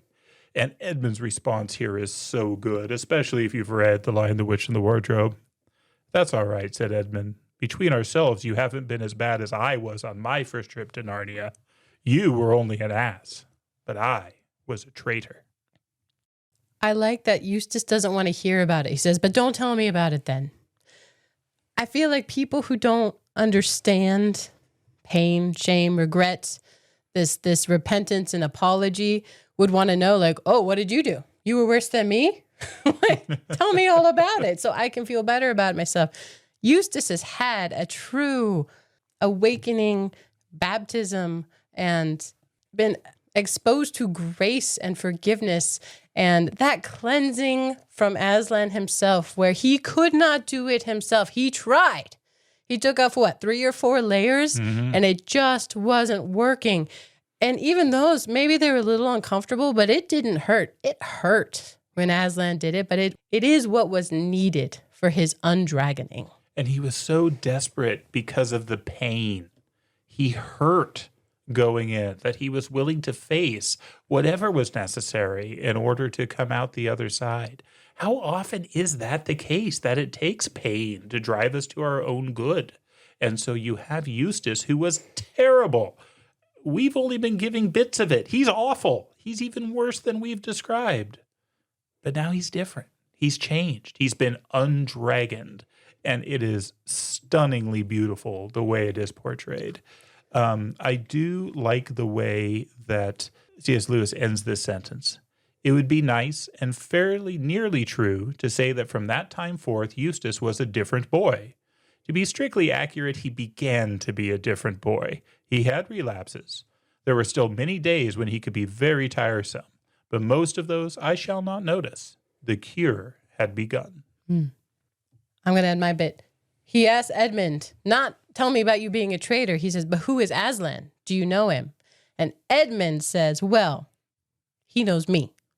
He is the great lion, the son of the emperor over sea, who saved me and saved Narnia. We've all seen him. Lucy sees him most often. And it may be Aslan's country we are sailing to. That is Reepicheep's hope. Yeah. But everyone is happy. It says there's great rejoicing when Eustace comes back as himself. And whether or not he's perfect, yes, the process has begun. Excellent, excellent depiction. Before they leave the island, they do carve a statement on one of the cliffs so it can be read from the ocean. Dragon Island, discovered by Caspian the 10th, King of Narnia, etc., in the 4th year of his reign, here, as we suppose, the Lord Octesian had his death. So not only do we have Eustace beginning to be a new boy, we have now 2 of the Narnian lords accounted for. We have Lord Byrne and we have Lord Octesian. They still have the bracelet, though. Nobody wants it. Catch as catch can. Caspian chucks it in the air, and it's funny because it catches on a hook on the mountain. Not a hook, but like a little projection of the rock. And as far as we know, it's there still. So everyone's feeling good leaving Dragon Island. The Dawn Treader is refitted with a new mast, and they have fresh water, and they are on their way. And now more adventures begin happening and more islands. The next island's fairly boring. They just call it Burnt Island because there are all these burnt spots on it. There's some theory that might have been the old dragon who had burnt this island up. Or pirates. Or pirates. But there is one important thing they do find on this island. They find a little boat. They call it a coracle, and I only knew what that word meant because I had read Treasure Island, where they have a coracle. But it's a little boat, and it perfectly fits Reepicheep. And so now Reepicheep has his own little boat to go with them for the rest of the journey. But the next big adventure isn't actually an island at all. It's in the middle of the ocean. These stones appear in the middle of the ocean, like stair-step stones. But they're moving closer to them. And they describe how this sea serpent, this massive creature, comes up to them in the water. It's terrifying. The ship archers pull out their bows. And then I love this as an example of the change in Eustace. Eustace now did the first brave thing he had ever done. He was wearing a sword that Caspian had lent him. As soon as the serpent's body was near enough on the starboard side, he jumped onto the bulwark and began hacking at it with all his might. It is true that he accomplished nothing beyond breaking Caspian's second-best sword into bits, but it was a fine thing for a beginner to have done. So everyone is freaking out, justifiably so, because this massive sea serpent is now curling over the boat, over the top of it, and everyone is pulling out swords and arrows and bows. But then a very, very surprising thing happens. Reepicheep, being awesome again, shouts out, "Don't fight, push." Everyone is shocked that the mouse would suggest to not fight. The mouse always suggests to fight. That's what Reepicheep does. But instead, he throws his body at this band of sea serpent that is closing around the ship. And what everyone realizes is that this snake is trying to crush the ship in its coils. And Reepicheep is trying to push the snake off the ship before it can do that. Reepicheep alone had, of course, no more chance of doing this than of lifting up a cathedral, but he had nearly killed himself with trying before the others shoved him aside to help. The description of how this serpent wraps itself around the ship, it says it when it crushes them inside of it, it'll just be matchwood where the ship has been. But they're slowly shoving this huge serpent body off the back end of the ship. But somehow the serpent crushes it perfectly. So the stern falls off, but the ship is safe. And it's described that the serpent is decidedly stupid because it searches its own very long tail for the ship, but they've escaped and they make it out of there quickly. Good thing it was an idiotic creature because otherwise they'd be doomed. But oh my, what an adventure. But everyone's very proud of Eustace. And again, of course, everyone is impressed by Reepicheep, who has once more saved the day, this time through strategy, through using his brain. And so what a great little mouse. They come up on another island after this. Like you said, they kind of hit a few in quick succession here. So we have Burnt Island, we have the sea serpent in the middle of nowhere, but terrifying. And then this new island has 2 streams, and they need fresh water. They have to resupply whenever they find land because they don't know if and when they'll find more land. And it says that the captain is making towards the starboard stream. There's kind of 2 streams coming down, and everybody's like, no, let's go to the other one. Go port. For you, if you don't know, I know this without even looking, port, left, starboard, right. And you can remember it because port and left have the same number of letters. How do you remember it? Well, that is true. I just remember them in the same way I remember right and left. When you've been a sailor for as long as I have. I needed a mechanism, so. This is one of my running jokes with my family. I was in the Navy for 6 years, but I was never really a sailor. I was never on board ship. I was working in hospitals, but it was still always one of my favorite jokes, that line. Would you've been a sailor for as long as I have? Because I have no real right to the title, but I still think it's funny. You don't even really like boats. I like boats. You don't like fishing. I don't like fishing. That's fair. Okay. I didn't mean to call you out.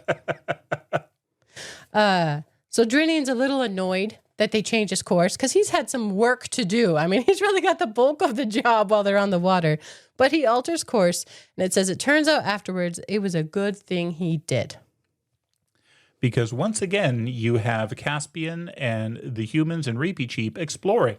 They're going to walk up on this island and figure out what they can see. And they hike for a while, and then they end up sitting down to rest. But again, it's not comfortable. Much like Eustace lying on the hoard, they feel that what they're sitting on is kind of hard and pokey. And here they find some gold, and they find some armor, and they find an old rusted sword. And it looks to be Narnian by the make. And so they start to think maybe we found one of our other lords.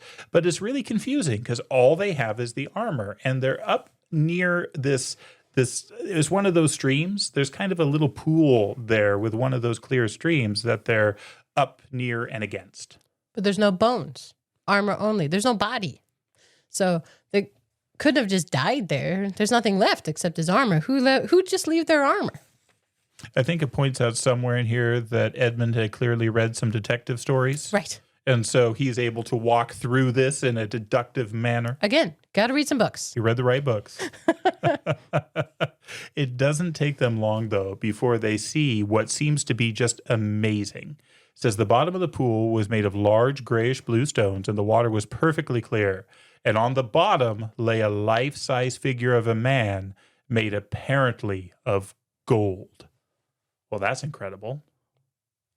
They talk about going to get it. And Reepicheep says, we can die for it, sire. And they say, nope, no good. If it's really gold, solid gold, it's going to be way too heavy. So they have a spear. And I think it's Edmund who leans it forward and puts the spear into the water. But Lucy says, I don't believe the statue is gold at all. It's only the light. Your spear looks just the same color. Edmund drops the spear. The thing got so heavy, he had to let it go. And it's not long after this that Edmund shouts at them all, get back from the water, all of you at once. And Edmund points to the toes of his boots. He had been close to the water, and some of it had lapped on the toes of his boots. They are now pure gold. This is a pool, this is water that will turn anything into gold. They test it with a flower. They pull this little flower out of the ground and dip it in the water, and it comes out just spectacular as this beautiful golden flower. But then a change happens among them. They get greedy. Caspian immediately makes them swear no one will tell anyone on the boat about this gold, and he claims it for himself. Then Edmund pushes back and says, you claim it. I found it. They immediately try to take possession. And Edmund, this is the first time where he starts throwing authority around. He points out that he's no subject of Caspian. If anything, Caspian is his subject because he reigned under the High King Peter before. And poor Lucy is just yelling at them, trying to tell them to stop. And they look like they're about to come to blows. But then, fortunately, one more thing happens here before they can do anything really stupid. They see a lion. They see a lion. The lion doesn't talk to them, doesn't say anything, but they immediately come to themselves and they apologize. And Caspian had already named this island. He was going to call it Goldwater. But at this point, Reepicheep speaks up. Sire, said Reepicheep, this is a place with a curse on it. Let us go back on board at once, and if I might have the honor of naming this island, I should call it Deathwater. It's strange that they don't remember what happened, though. It's all this kind of a blur. The captain says it was like they were all enchanted while they were on the island, and the memory of this pool that turned anything to gold is muddled, but they call it Deathwater. What do you make of that?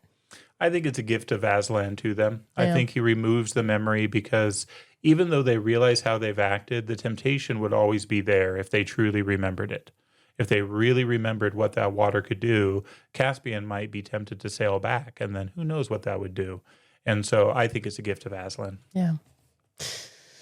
Well, and they know where one more of the Lord's resting place is. They don't know which one. Did they have a guess on this one? I don't think so. They don't. There's no indication of who this Lord is. I actually kept a list of the 7 lords, and I've been checking them off.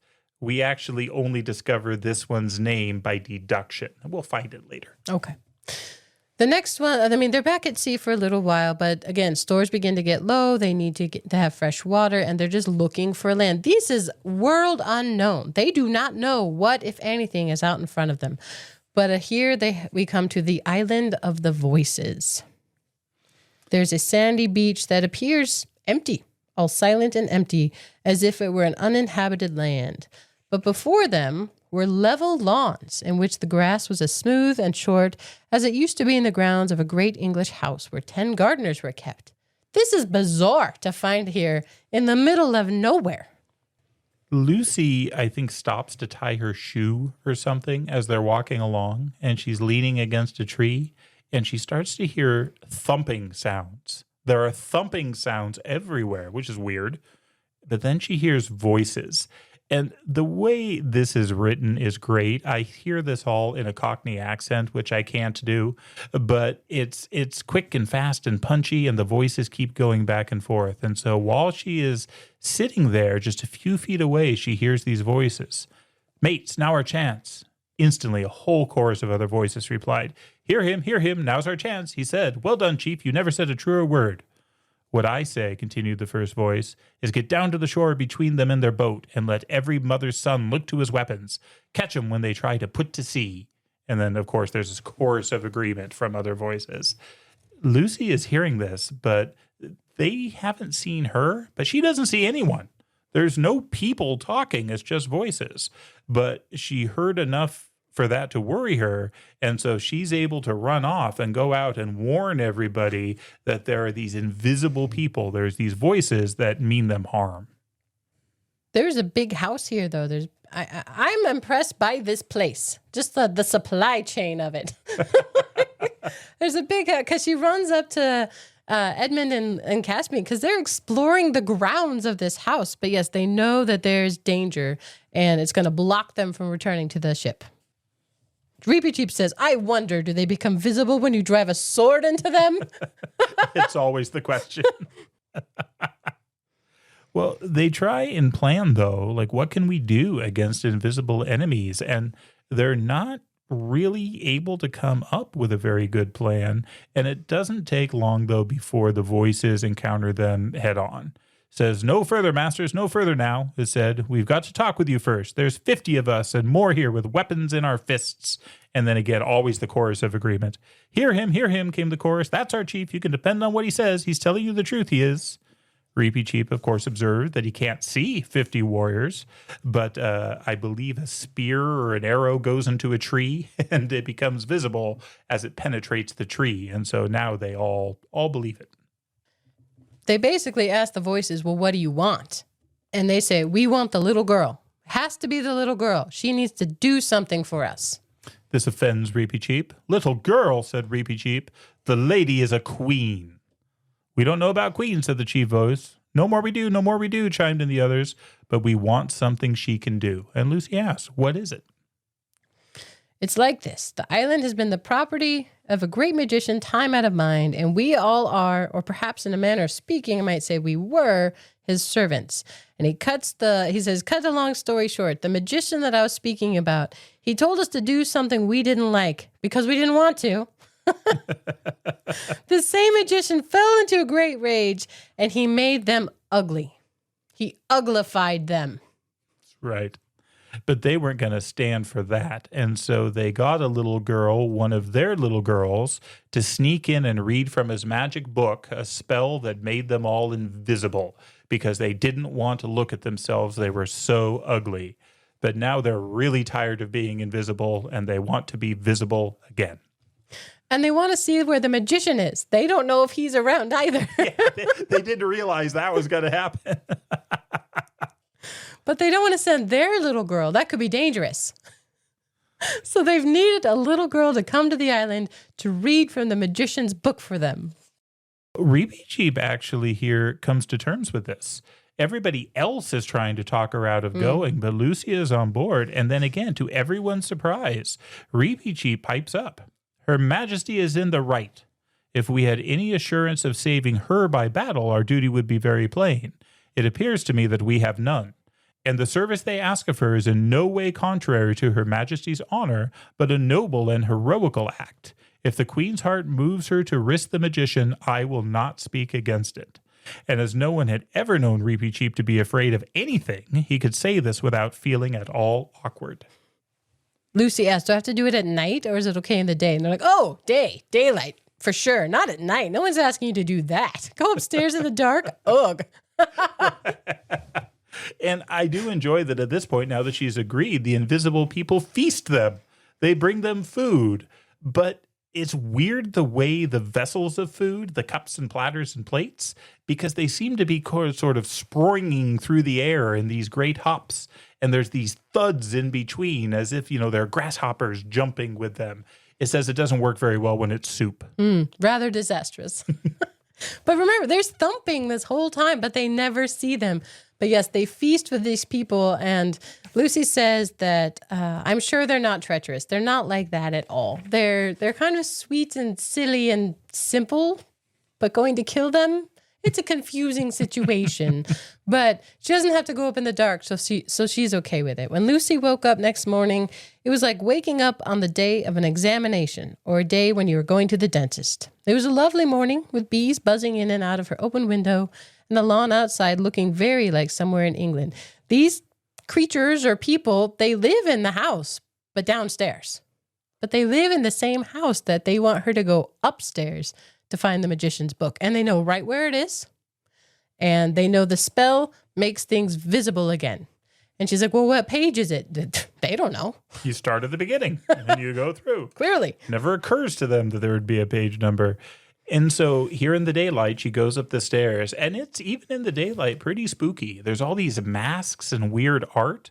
She describes one that looks terrifying until she realizes it's a mirror, and she looks in and she can see her face, both a beard and a hat.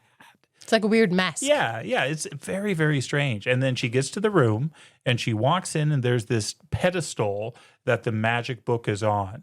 And it says that she's really kind of bothered because she can't close the door behind her.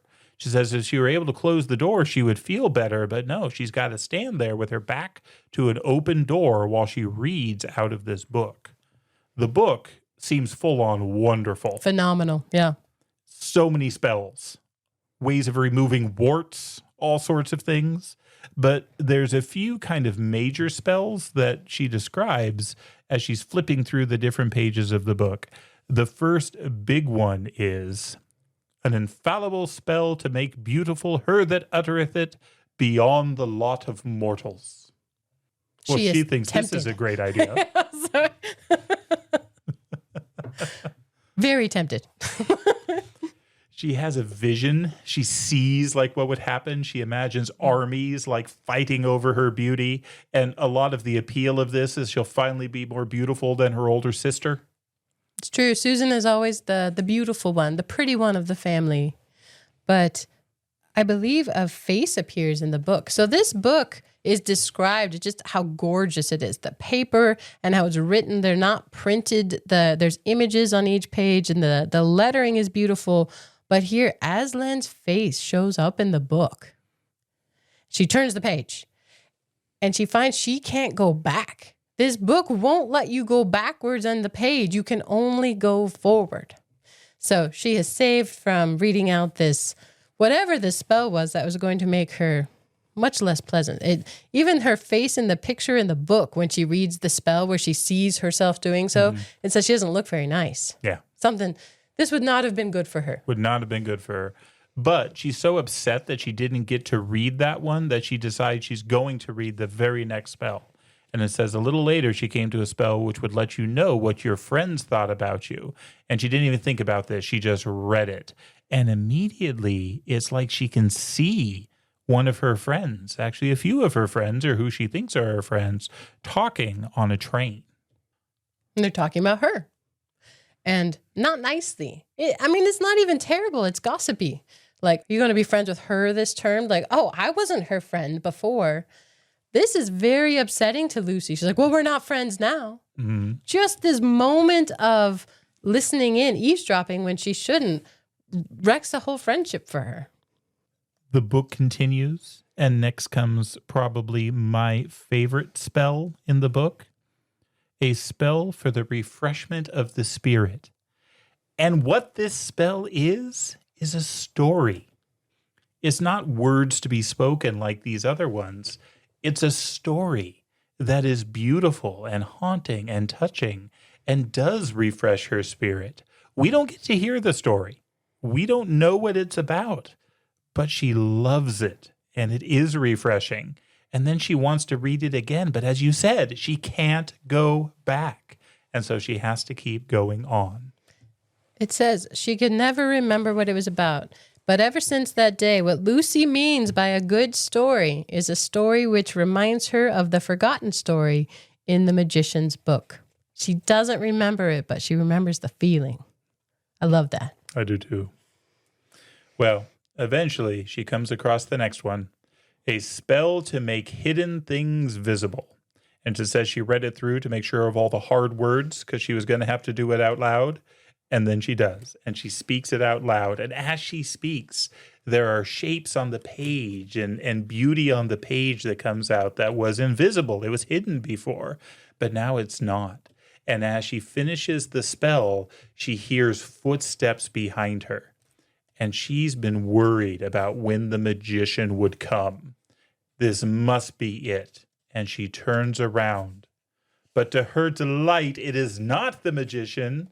It is Aslan who came forward to her, and she rushes to him. It's noted that even though she doesn't know it, she looked almost as beautiful as that other Lucy in the picture as she runs forward with a cry of delight to hug Aslan, the highest of all kings, the lion. And he was solid and real and warm, and he let her kiss and bury herself in his shining mane. And it sounds like he's purring. Oh my gosh, Aslan purring. Gets me every time. She says, "Oh, Aslan, it was kind of you to come." "I've been here all the time," said he, "but you have just made me visible." "Aslan," said Lucy, almost a little reproachfully, "don't make fun of me, as if anything I could do would make you visible." "It did," said Aslan. "Do you think I wouldn't obey my own rules?" A great line. Yeah, talk about that. He's obeying his own rules because she read the spell to make invisible things visible.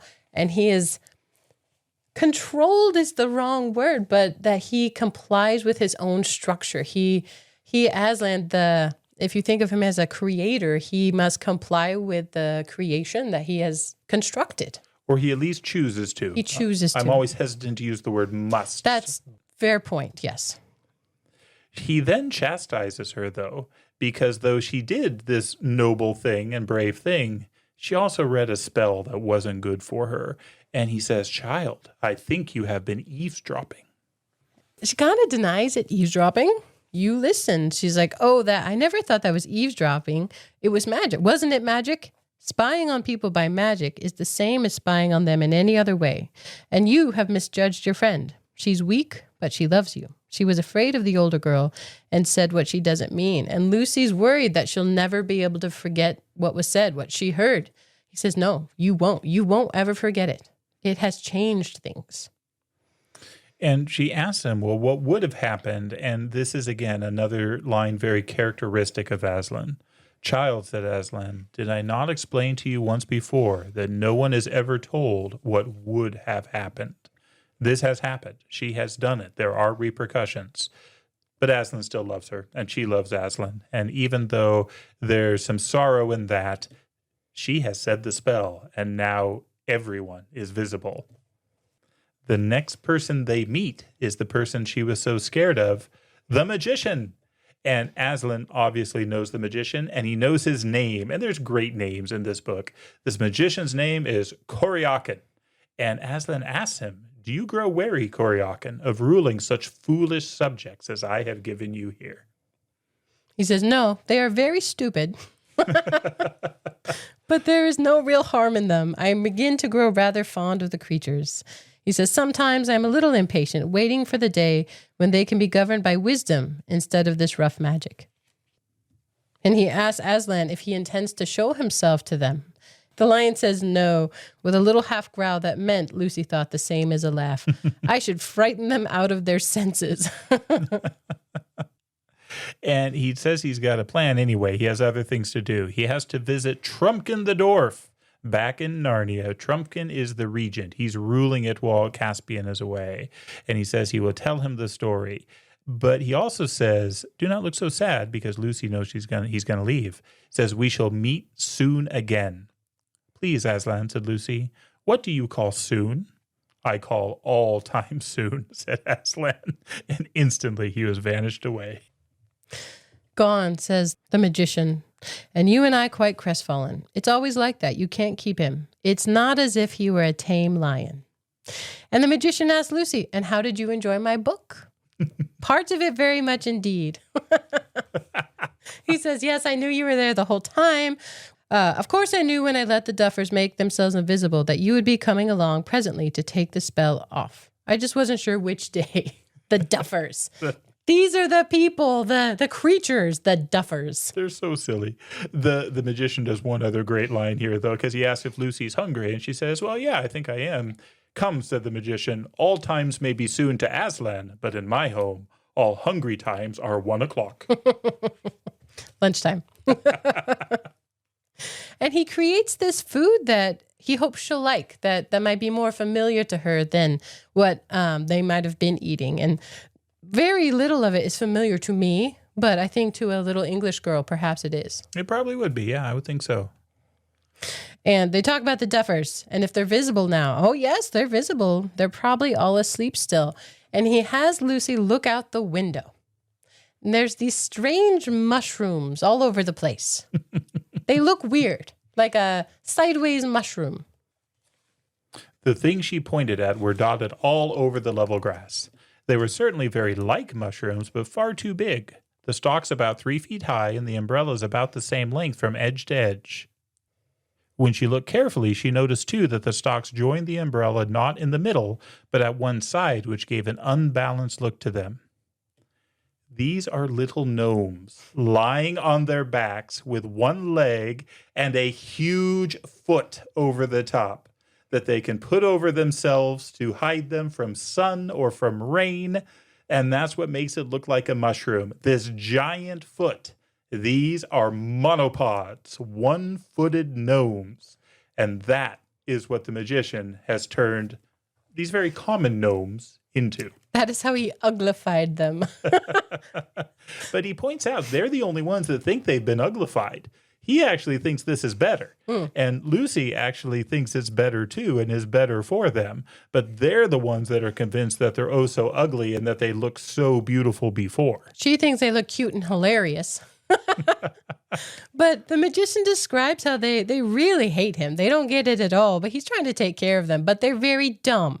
He gives examples. Because Lucy asks, are they really that stupid? He's like, you wouldn't believe the troubles I've had with them.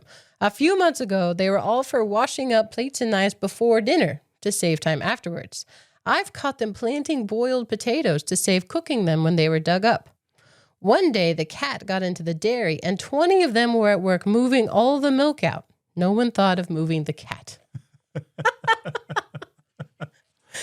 But as these funny mushroom creatures wake up, I've always called them the monopods. You called them the monopods. Mm-hmm. The title chapter is the Dufflepuds. Oh, yeah, that's true. They have many names. Many names. But they are the duffers as well. They're your duffers. And when the duffers wake up, they put their big foot on the ground and they leap about so happily because they are now visible. And that's the thumping they've been hearing the entire time. The Dufflepuds cannot walk. They have to leap, and that is the thumping. All right, I do want to make a brief digression on monopods. I'll keep it quick. But you and I were part of a conversation not too long ago where I stated that one of the reasons I like Puddleglum and the Silver Chair so much is that as far as I know, that's the only truly unique race that C.S. Lewis puts into the Chronicles of Narnia, the Marsh Wiggles, which Silverchair, we'll get to it, is wonderful. Somebody commented, well, what about the monopods? And at the time, I didn't have an answer. I had somewhere in the back of my brain that they weren't unique to C.S. Lewis, but I couldn't answer it. I can now. These have a rich tradition in folklore and mythology. They are first referenced, near as I can tell, in Aristophanes, so we're going ancient Greek here. They're also mentioned in the writings and letters of Pliny the Elder, who is a Roman author. They are even mentioned in St. Augustine's City of God. They are described as potentially of the race of Cain. And so these actually show up throughout myth. These are not unique to C.S. Lewis, but boy, he uses them in such a wonderful way right here. Do you mean gnomes or specifically monopods? Specifically the 1 foot. monopods, yes. Huh. How are they referenced in these older works? Often, many of the things described here, like the fact that they could keep the shoe over their head, the foot over their head to keep off rain and to sleep. Everything he describes shows up in a lot of the old stories. Augustine talked about the duffers. He did. I am so skeptical right now. I will go look. I mean, I kind of believe you because you wouldn't have said it otherwise, but Yeah. I'm surprised. Yeah. So marsh wiggles remain unique as far as I know. Wouldn't that be crazy if like someday you find them? It may happen. In Pliny. Everything's in Pliny. That's possible. Well, Lucy tries to convince the monopods that they're not ugly, that they're better like this. And the conversation is just, they're not that bright. And so she just cannot convince them no matter what they tries. But as is often the case, Reepicheep is far more successful because he notices something and he pulls out his little boat and he starts paddling around in the water. And he tells them, you guys can do this too. And most of them decide not to. The chief in particular doesn't want to get wet, but some of the younger ones hop into the water and their boat works like, or their foot works like a little boat. And so they can grab a paddle and they can just zoom around and race like they've got this built-in canoe. And this makes them more at peace with their uglification. They also mix up their names because somebody calls them monopods, somebody calls them duffers. So they also call themselves moneypods, pomonads, and potymons, and that's how they end up with duffelpuds. So I feel like any of those names would do. Yeah, they all work. And then they're happy on the water. Now they get to boat around, and all the Narnians, it says they dine upstairs with the magician. And now the top floor looks entirely friendly to Lucy. Those scary masks and creepy things before. Now it's this wonderful place and just delightful altogether. And there is two other points I would like to make before we leave this island. The first is that Coriocan is able to fix the Dawn Treader. Remember, the sea serpent had taken off the back. And with magic, Coriocan is able to fix it almost immediately. So the Dawn Treader is refitted, ready to go, ready to sail. The other thing is the map of the magician. And this is so cool. Coriocan asked Drinian, the captain, to explain where they've been. And as the captain tells where they've been, this map just appears. And it's detailed everywhere they've been, but not where they're going next. And I love that magical map that he creates for them. And if you look close enough, it's actual depictions of the things that are there. Real little trees, real little mountains, if you look close enough. Very cool magical map. And here is where he lets them know that 7 years before, a Narnian ship had put in at his waters, and that she had on board the Lord Trevelyan, Argos, Mavramorn, and Roop. So they judged that the golden man that they'd find lying in Death Water must have been the Lord Restamar. And now we know, Lord Restamar. When they leave, all the Duffelpuds paddled out with them to the harbor mouth and cheered until the Dawn Treader was out of sound of their cheering. So they're happy now. They're happy. This was a joyous island. This was fun. And I love the Duffelpuds. I think they're delightful. But the next adventure is much darker. I mean, literally darker. In some ways, this might be the scariest place they go. Because as they're sailing across the ocean, they come across just blackness. The water comes up to it, the light comes up to it, and then it's just like this wall of like black fog. And nobody wants to go into this. Everybody thinks they need to go around. Until, of course, Reepicheep speaks up. If I were addressing peasants or slaves, he said, I might suppose that this suggestion proceeded from cowardice, but I hope it will never be told in Narnia that a company of noble and royal persons in the flower of their age turned tail because they were afraid of the dark. And Reepicheep shames them into this next adventure. I like this because the captain is, what use is it going into this darkness? The darkness. Darkness is capitalized. And use, captain. If by use you mean filling our bellies or our purses, I confess it will be no use at all. So far as I know, we did not set sail to look for things useful, but to seek honor and adventures. And here is as great an adventure as ever I heard of. And here, if we turn back, no little impeachment of all our honors. Caspian says, honor be blowed. But then he said, oh, bother you, Reepicheep. I almost wish we'd left you at home. All right, if you put it that way. I suppose we shall have to go on, unless Lucy would rather not. He tries to get the out by throwing it on Lucy, but she very much does not want to go, but she's brave. And so she says, I'm game. And so in they go. Yeah, and so the Dawn Treader, I don't think we read the description. It's a rowing boat. You can have rowers down below. And it says, not like the terrible rowing ships you've heard of where people are chained, nothing like that. You can row, though, even without wind. So they row slow and steady into this darkness. And there is no light. Like if you've ever seen it so dark where you cannot see the hand in front of your face, that's how I picture it.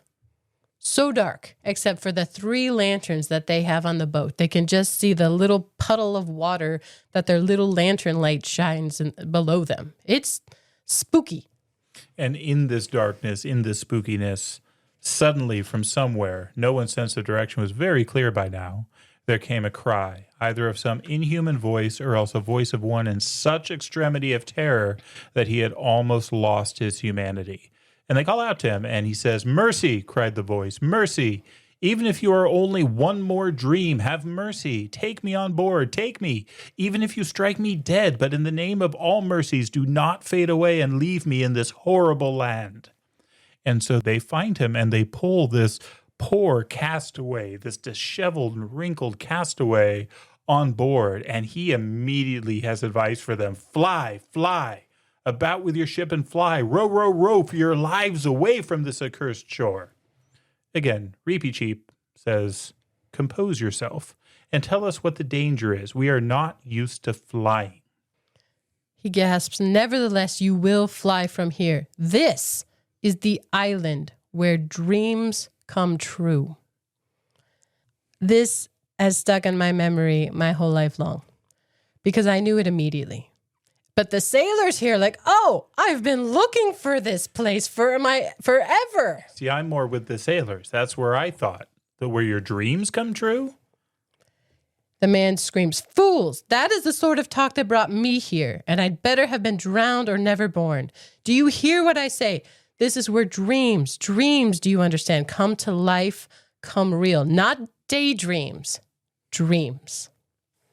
There was about a half a minute silence, and then, with a great clatter of armor, the whole crew was tumbling down the main hatch as quick as they could and flinging themselves on the oars to row as they had never rowed before. For it had taken everyone just that half minute to remember certain dreams they had had, dreams that make you afraid of going to sleep again, and to realize what it would mean to land on a country where dreams come true. Says only Reepicheep remained unmoved. Your Majesty, are you going to tolerate this mutiny, this poltroonery? This is a panic. This is a rout. And Caspian bellows, row, pull for all your lives. You can say what you like, Reepicheep. There are some things no man can face. And Reepicheep says with a very stiff bow, it is then my good fortune not to be a man. It's so great.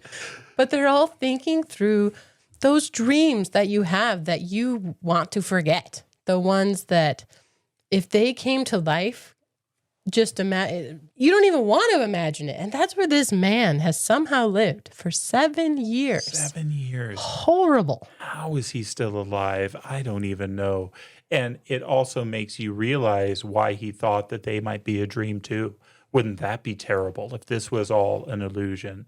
But they aren't, and they are rowing. But at some point they ask, how long did it take us to get in? And they realize they've been rowing for much longer and have not been able to get out. And that man has lost all hope. But Lucy is on board.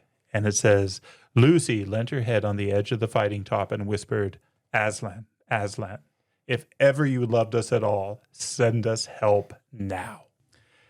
And Aslan, as the lion, does not show up.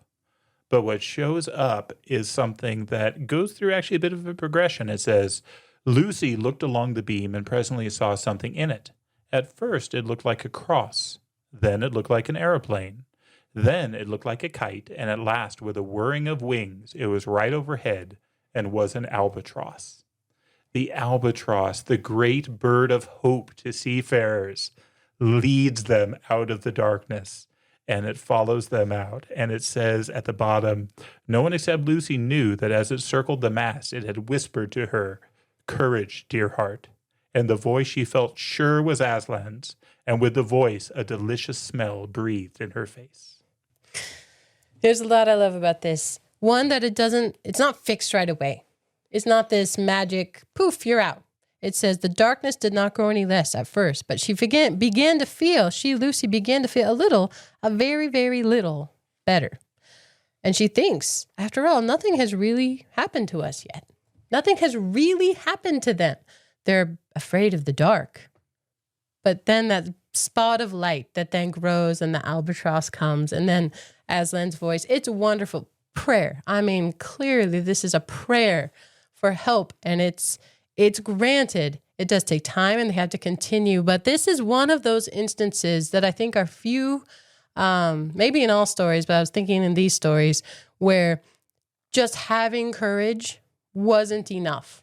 Mm-hmm. Reepicheep couldn't have gotten them out of the dark. He wasn't afraid of the dark, but being bold or working really hard, even they were rowing for their lives, but that wasn't enough to get them out of the dark. Prayer. Yeah. And even in the prayer, what did she lean on? That Aslan loved them. Mm-hmm. That was going to be the motivation. It's just so stinking beautiful. But it does so much more, because when they get out, the darkness evaporates. So they have destroyed this land of terror, will not catch any more ships, will never be a problem again, because Reepicheep was brave enough to go into it, and Lucy was humble enough to ask for help to get out of it. The man they rescued, it says, for a long time he was too happy to speak and could only gaze at the sea and the sun and feel the bulwarks and the ropes as if to make sure he was really awake, while tears rolled down his cheeks. He just thanks them. Earnest thanks for saving him from this horrible place, the Dark Island. And we learn his name. Caspian no longer has to search for it. It's Lord Roop. And I'm glad they saved him. Lord Roop asks a boon of the king. He asks a boon of King Caspian. Never to ask me, nor to let any other ask me, what I have seen during my years on the Dark Island. Mm-hmm. That's the one thing he wants. He wanted to escape, to see the sun and the sea, the sky, and to never talk about it again. Oh, I can understand that. So he is rescued, and the Dawn Treader continues on. And finally, we come to what is actually the last island we're going to encounter. This is a beautiful island. It describes it as almost pillowy. There's no mountains. It's gentle. It's pillowy. And as they go and explore and walk through it, they come across a great table. And the table is laid with a feast, just an incredible spread of plates and foods and flagons and all sorts of things. But there's these weird things at the far end that they can't really make out. They're kind of furry and strange. And as they get closer, they see that it's actually 3 men, that their hair has grown long. And at first, they're worried that they're dead. But they're able to see that they're not. They're just in a deep, deep sleep. 3 men at the head of this table with their hair long and fast asleep. definitely echoes of Sleeping Beauty here, where the kings fall asleep, during the enchantment. But there's 3 of them, and it's funny. There's bird nests in their hair, and they can tell it's been a long time just from the length of their hair sitting at this table.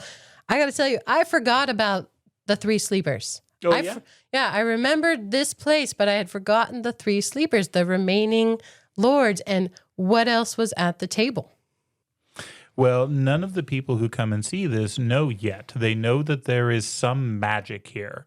And there's some talk about eating, but then there's the concern that perhaps it was the food that poisoned these men and were making them sleep. It seemed the most logical conclusion.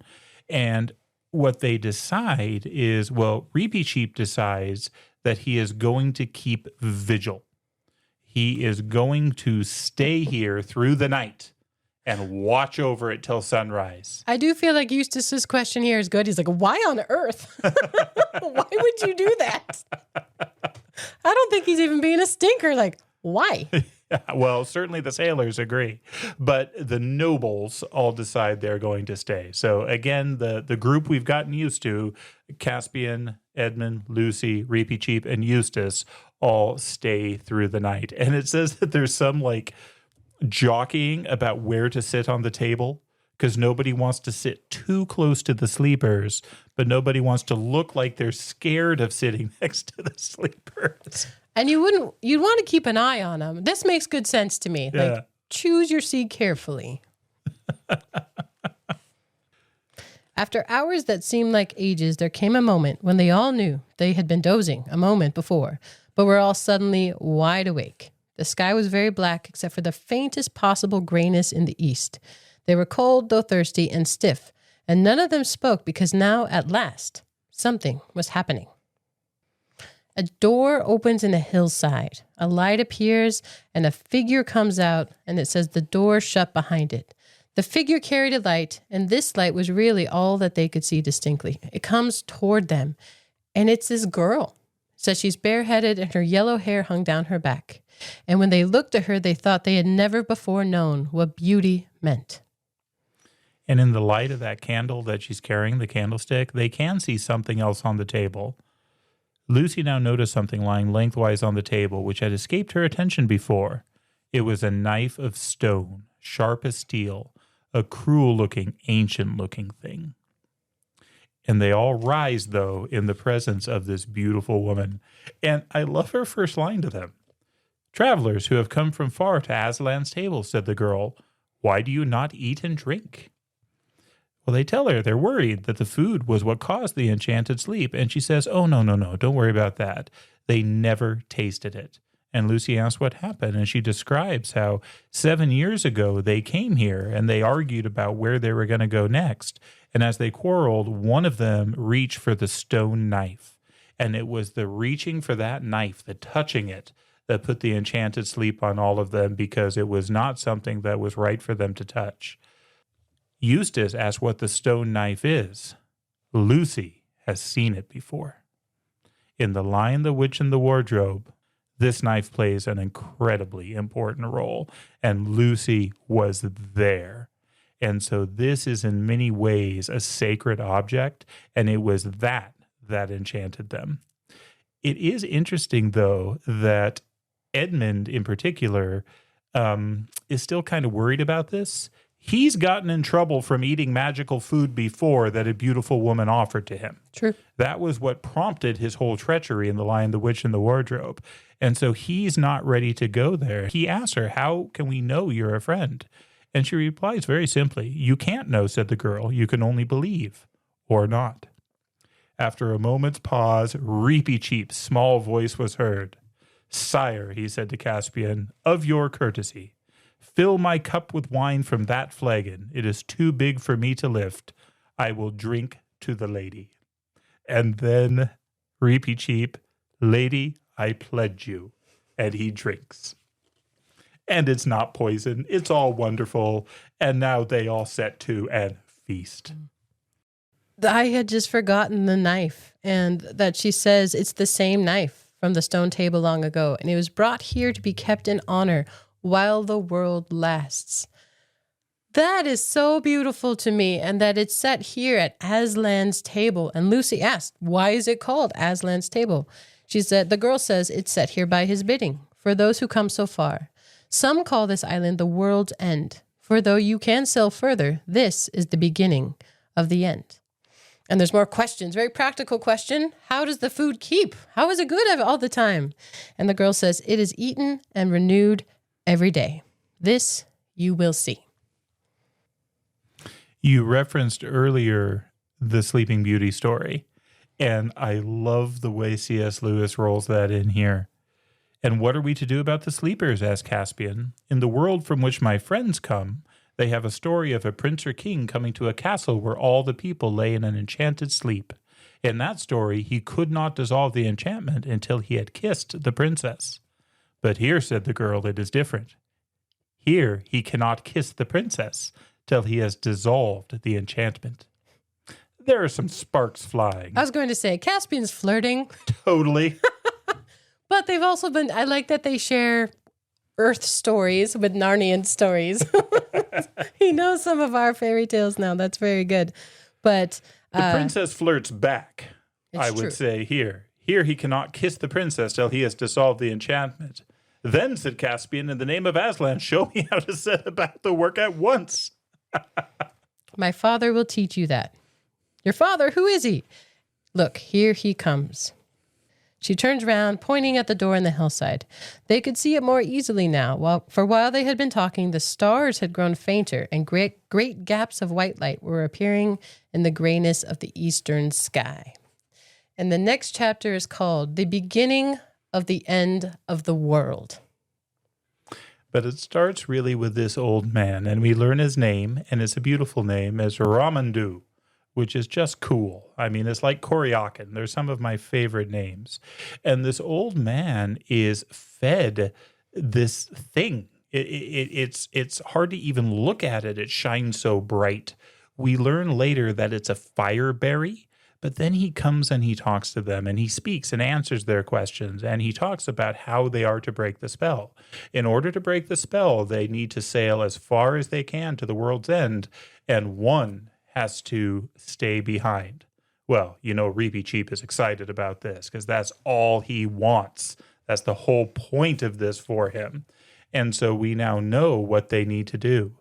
But then we learn some other things about Ramandu. And again, when Jody and I prepare for these sorts of things, we each get our books. And then personally, I write out an outline in a Word document. And then I put these little stickers in the book for points I want to talk about. Most books I have, a fair number. This book is only like 200 pages. I have a psychotic number of these little darts in this book because there are so many things like this that are just stunning and beautiful. And of all these things we've talked about, one of my favorites is the identity of Ramandu. Ramandu is a retired star. I think that's why he had to come out in the morning. He's retired. He doesn't come out at night right now.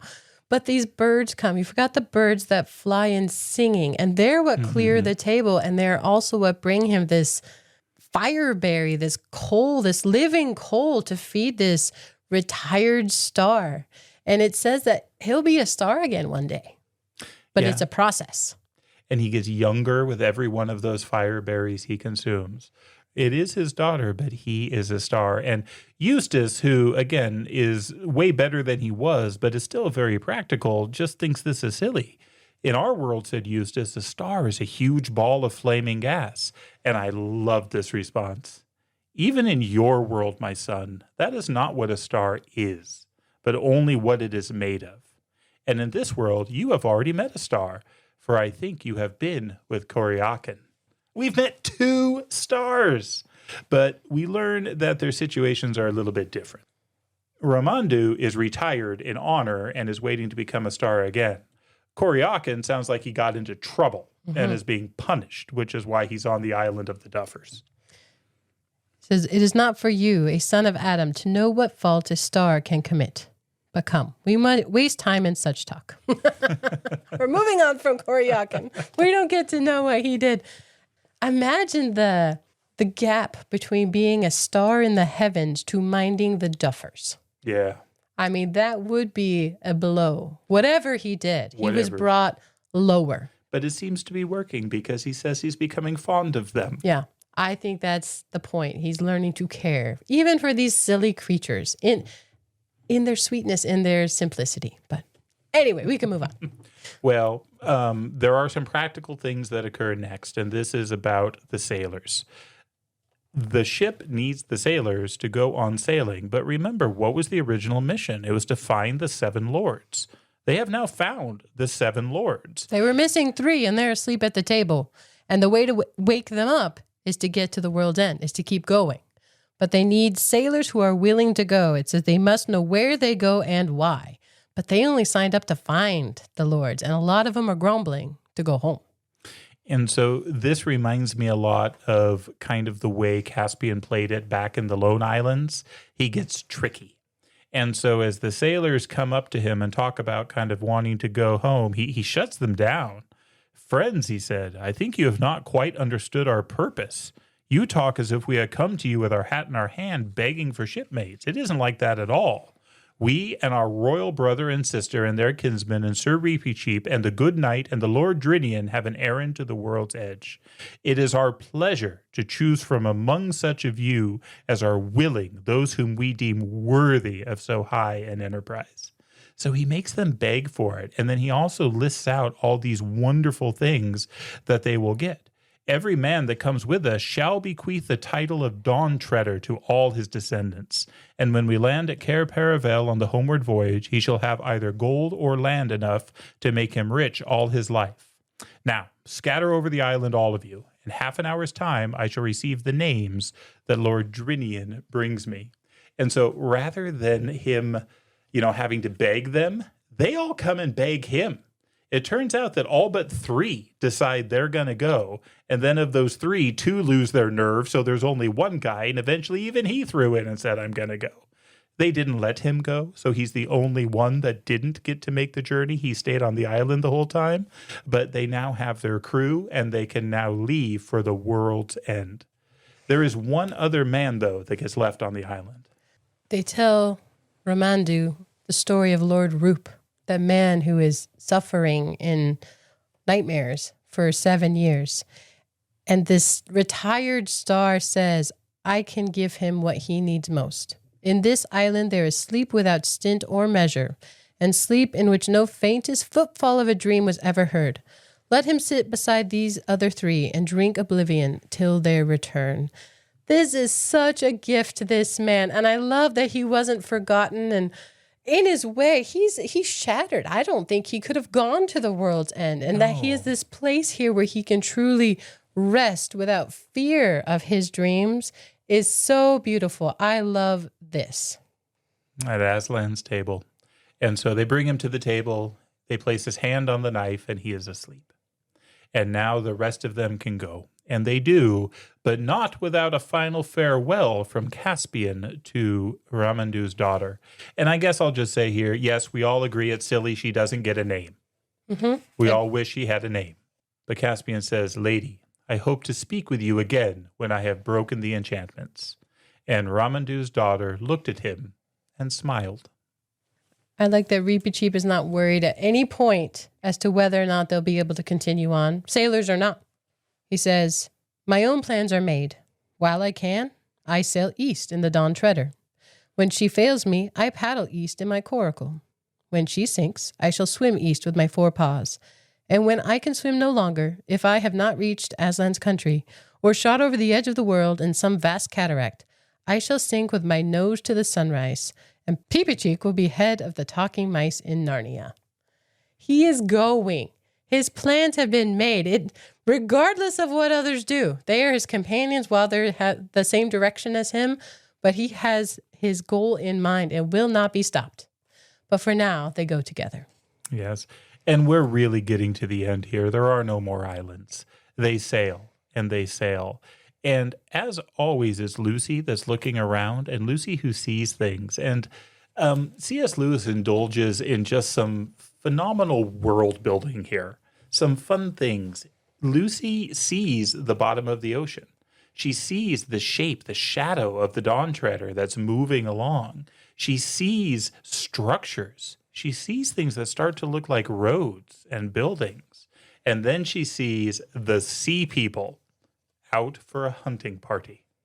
In the same way that she used to go hawking when she was a queen of Narnia, these sea people lords are sending these vicious little fish from off their wrist to go hunt these other fish. It's just so cool and so much fun. But Drinian basically shuts her down a little bit and says, make sure you don't tell anybody else. Remember, for sailors, it is bad luck to see the sea people. There's all sorts of stories about sailors being lured to their death under the wave by these kind of people. So he doesn't want anybody to notice it. Well, one person has noticed the sea people. Reepicheep has seen the king of the sea people shake a spear, and that's enough for him to jump in to deal with it. The young man overboard. He's looking for a fight, but he gets distracted because he goes looking for these sea people king who's threatening with the spear, but instead finds that the water is sweet. It's no longer salt water. They have been traveling and the sun has been growing and they're approaching the end of the world. And here the water is not salt, but sweet. And this is part of the prophecy that Reepicheep had heard, where the waves grow sweet. Doubt not, Reepicheep. There is the utter east. I think this is the first time in his life that Reepicheep ever truly just forgot a duel. Yes. He is so excited about this. So he gets pulled back on board, all bedraggled and wet. But once they finally realize what he's talking about, they realize they can drink it if it's sweet water. It's not salt water anymore. And Caspian displays his kingly virtues here. He's the first to take the bucket after Reepicheep, and he drinks it. And they all drink. And the description of it is so lovely. It's like light more than anything else. It's like living water. Their eyes are changed. There is so much biblical in this. I mean, even the Aslan's table, it's replenished every day. It is daily bread, literally replaced every day, replenished every day, needed every day. And here there is living water that they are drinking, and it sustains them. It says they don't even need to eat anymore. They are just being pushed along towards whatever end is ahead of them. Whatever end, yeah. And so Aslan's country is what they're thinking about. But Reepicheep is also excited kind of about the idea of going over the edge on this flat world. Like he describes in detail this picture. He says, that's how I've always imagined it, the world like a great round table and the waters of all the oceans endlessly pouring over the edge. The ship will tip up, stand on her head for one moment. We shall see over the edge and then down, down, down, the rush, the speed. And Reepicheep is so excited about this. But again, Eustace pops up. He's practical. But look here, said Eustace, this is all rot. The world's round. I mean, round like a ball, not like a table. And Edmund says, our world is, but is this? And I love this paragraph because Caspian jumps up. Do you mean to say, asked Caspian, that you three come from a round world, round like a ball, and you've never told me? It's really too bad of you, because we have fairy tales in which there are round worlds, and I always loved them. I never believed there were any real ones, but I've always wished there were, and I've always longed to live in one. Oh, I'd give anything. I wonder why you can get into our world and we never get into yours. If only I had the chance. It must be exciting to live on a thing like a ball. Have you ever been down to the parts where people walk about upside down? As Edmund shook his head, it isn't like that. There's nothing particularly exciting about a round world when you're there. I like that he has it all right until the end to be like, oh, wait, sorry, no. So here we are, the very end of the world.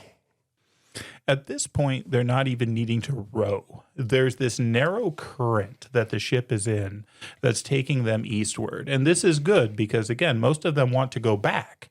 And so if they slide out of the current, they can row or even take a wind back to where they were going. But as long as they're in the current, they're okay. But as they're traveling towards the end, a few more things happen. One, Lucy notices one more of the sea people. And this is a beautiful scene. Did you like this? Yeah. The fish herdess, not a shepherdess, it's a herdess, which of course immediately made me think of the wonderful and underrated Pixar movie Luca, where he is a shepherd of the fish. But she has this just passing moment with this young woman of the sea people where they don't speak, they don't talk, but they immediately know they're friends. And it's a really good scene. Yeah. They know that if they'd met again, they are automatically friends. But then there's this whiteness. And they get out of the current because they don't know what they're going toward. And so they're kind of pacing along the sideways to the current because it's very still outside of it. And there's lilies. I think it's Reepicheep and Lucy who go look at the whiteness in the little boat, and she brings them back. Blooming lilies, same as in a pool and a garden at home. Lucy has her arms full of white, wet petals of them, with broad, flat leaves. But the water's still deep, but there's these lilies on top of the water. It's just beautiful. Mm-hmm. I don't know what it means, but it's beautiful. I agree. And this whole end is just beautiful and mesmerizing, but it's starting to act very different. And the ship continues until finally they're taking soundings and it starts to get shallow. And they get to the point where the ship can't go anymore. And this is really kind of the final. This is where they have to get out into one of the small boats and go forward. And this is where Caspian, for the first time, doesn't make the right decision. I'm going with Reepicheep to see the world's end. And the men will say, "You're the king. Are you abdicating?" Here he's giving up his throne to go to the world's end, to see Aslan's country. And this is not okay. Caspian, said Edmund suddenly and sternly, "you can't do this." They all say that. Even one of the sailors, "Begging your majesty's pardon," said Renault from the deck below, "but if one of us did the same thing, it would be called deserting." And Caspian is really snapping at all of them, saying, "No, I'm going to do this. You have no right to tell me this." And then again, it's Reepicheep who steps up. "If it please your majesty, we mean you shall not.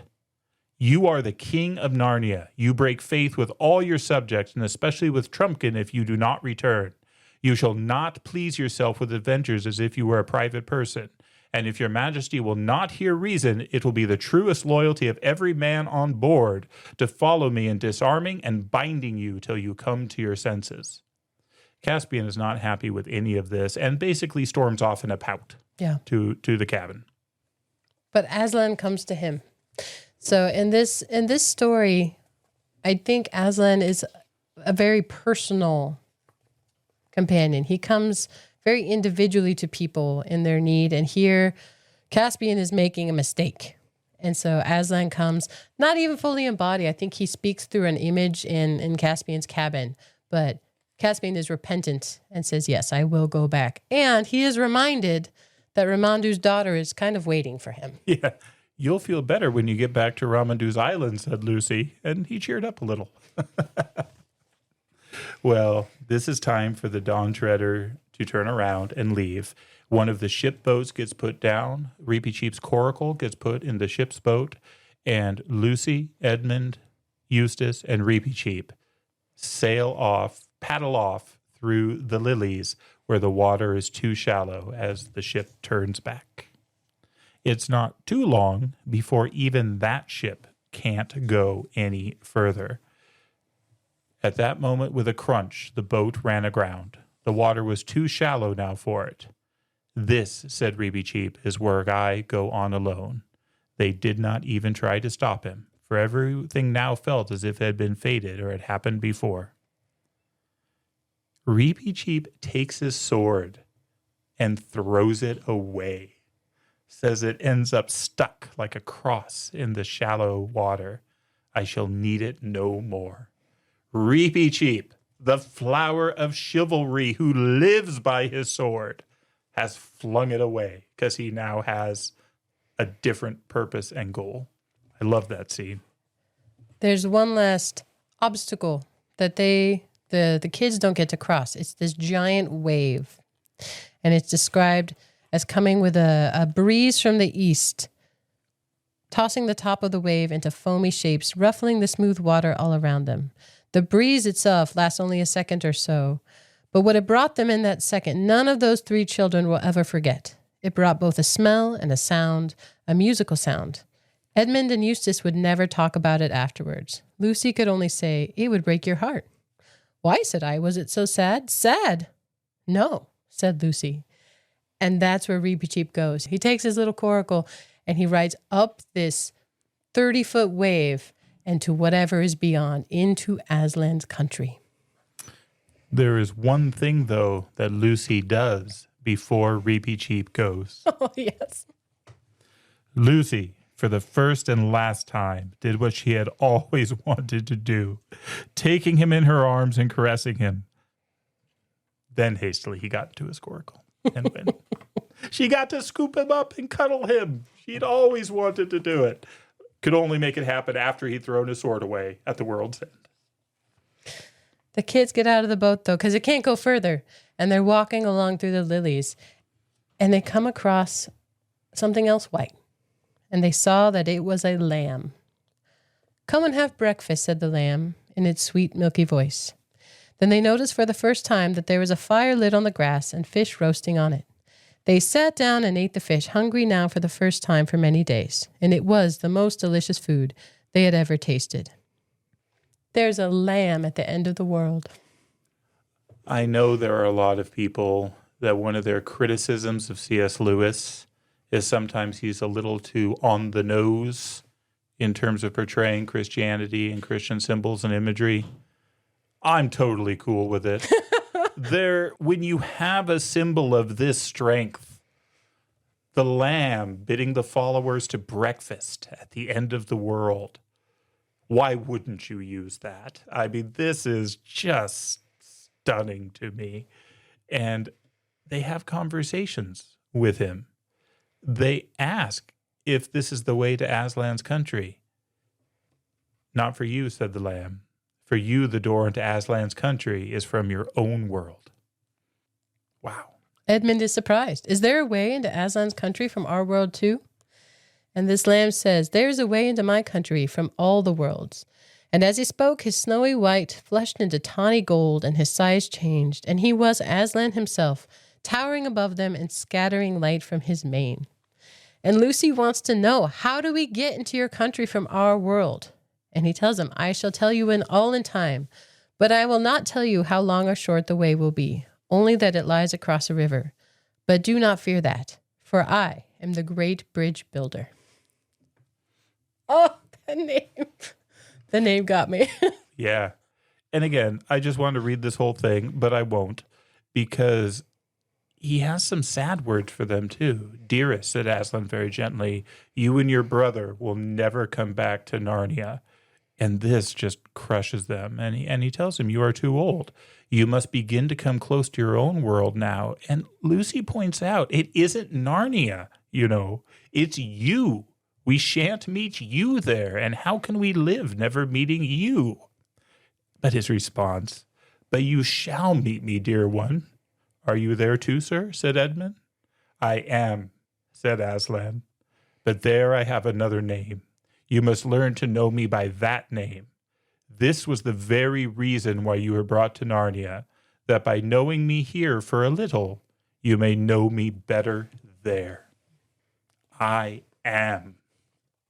Again, he leans into the symbolism and the imagery and the mythology, and why not? Because it is just wonderful. Yeah, Jesus feeding them fish on the beach after the resurrection.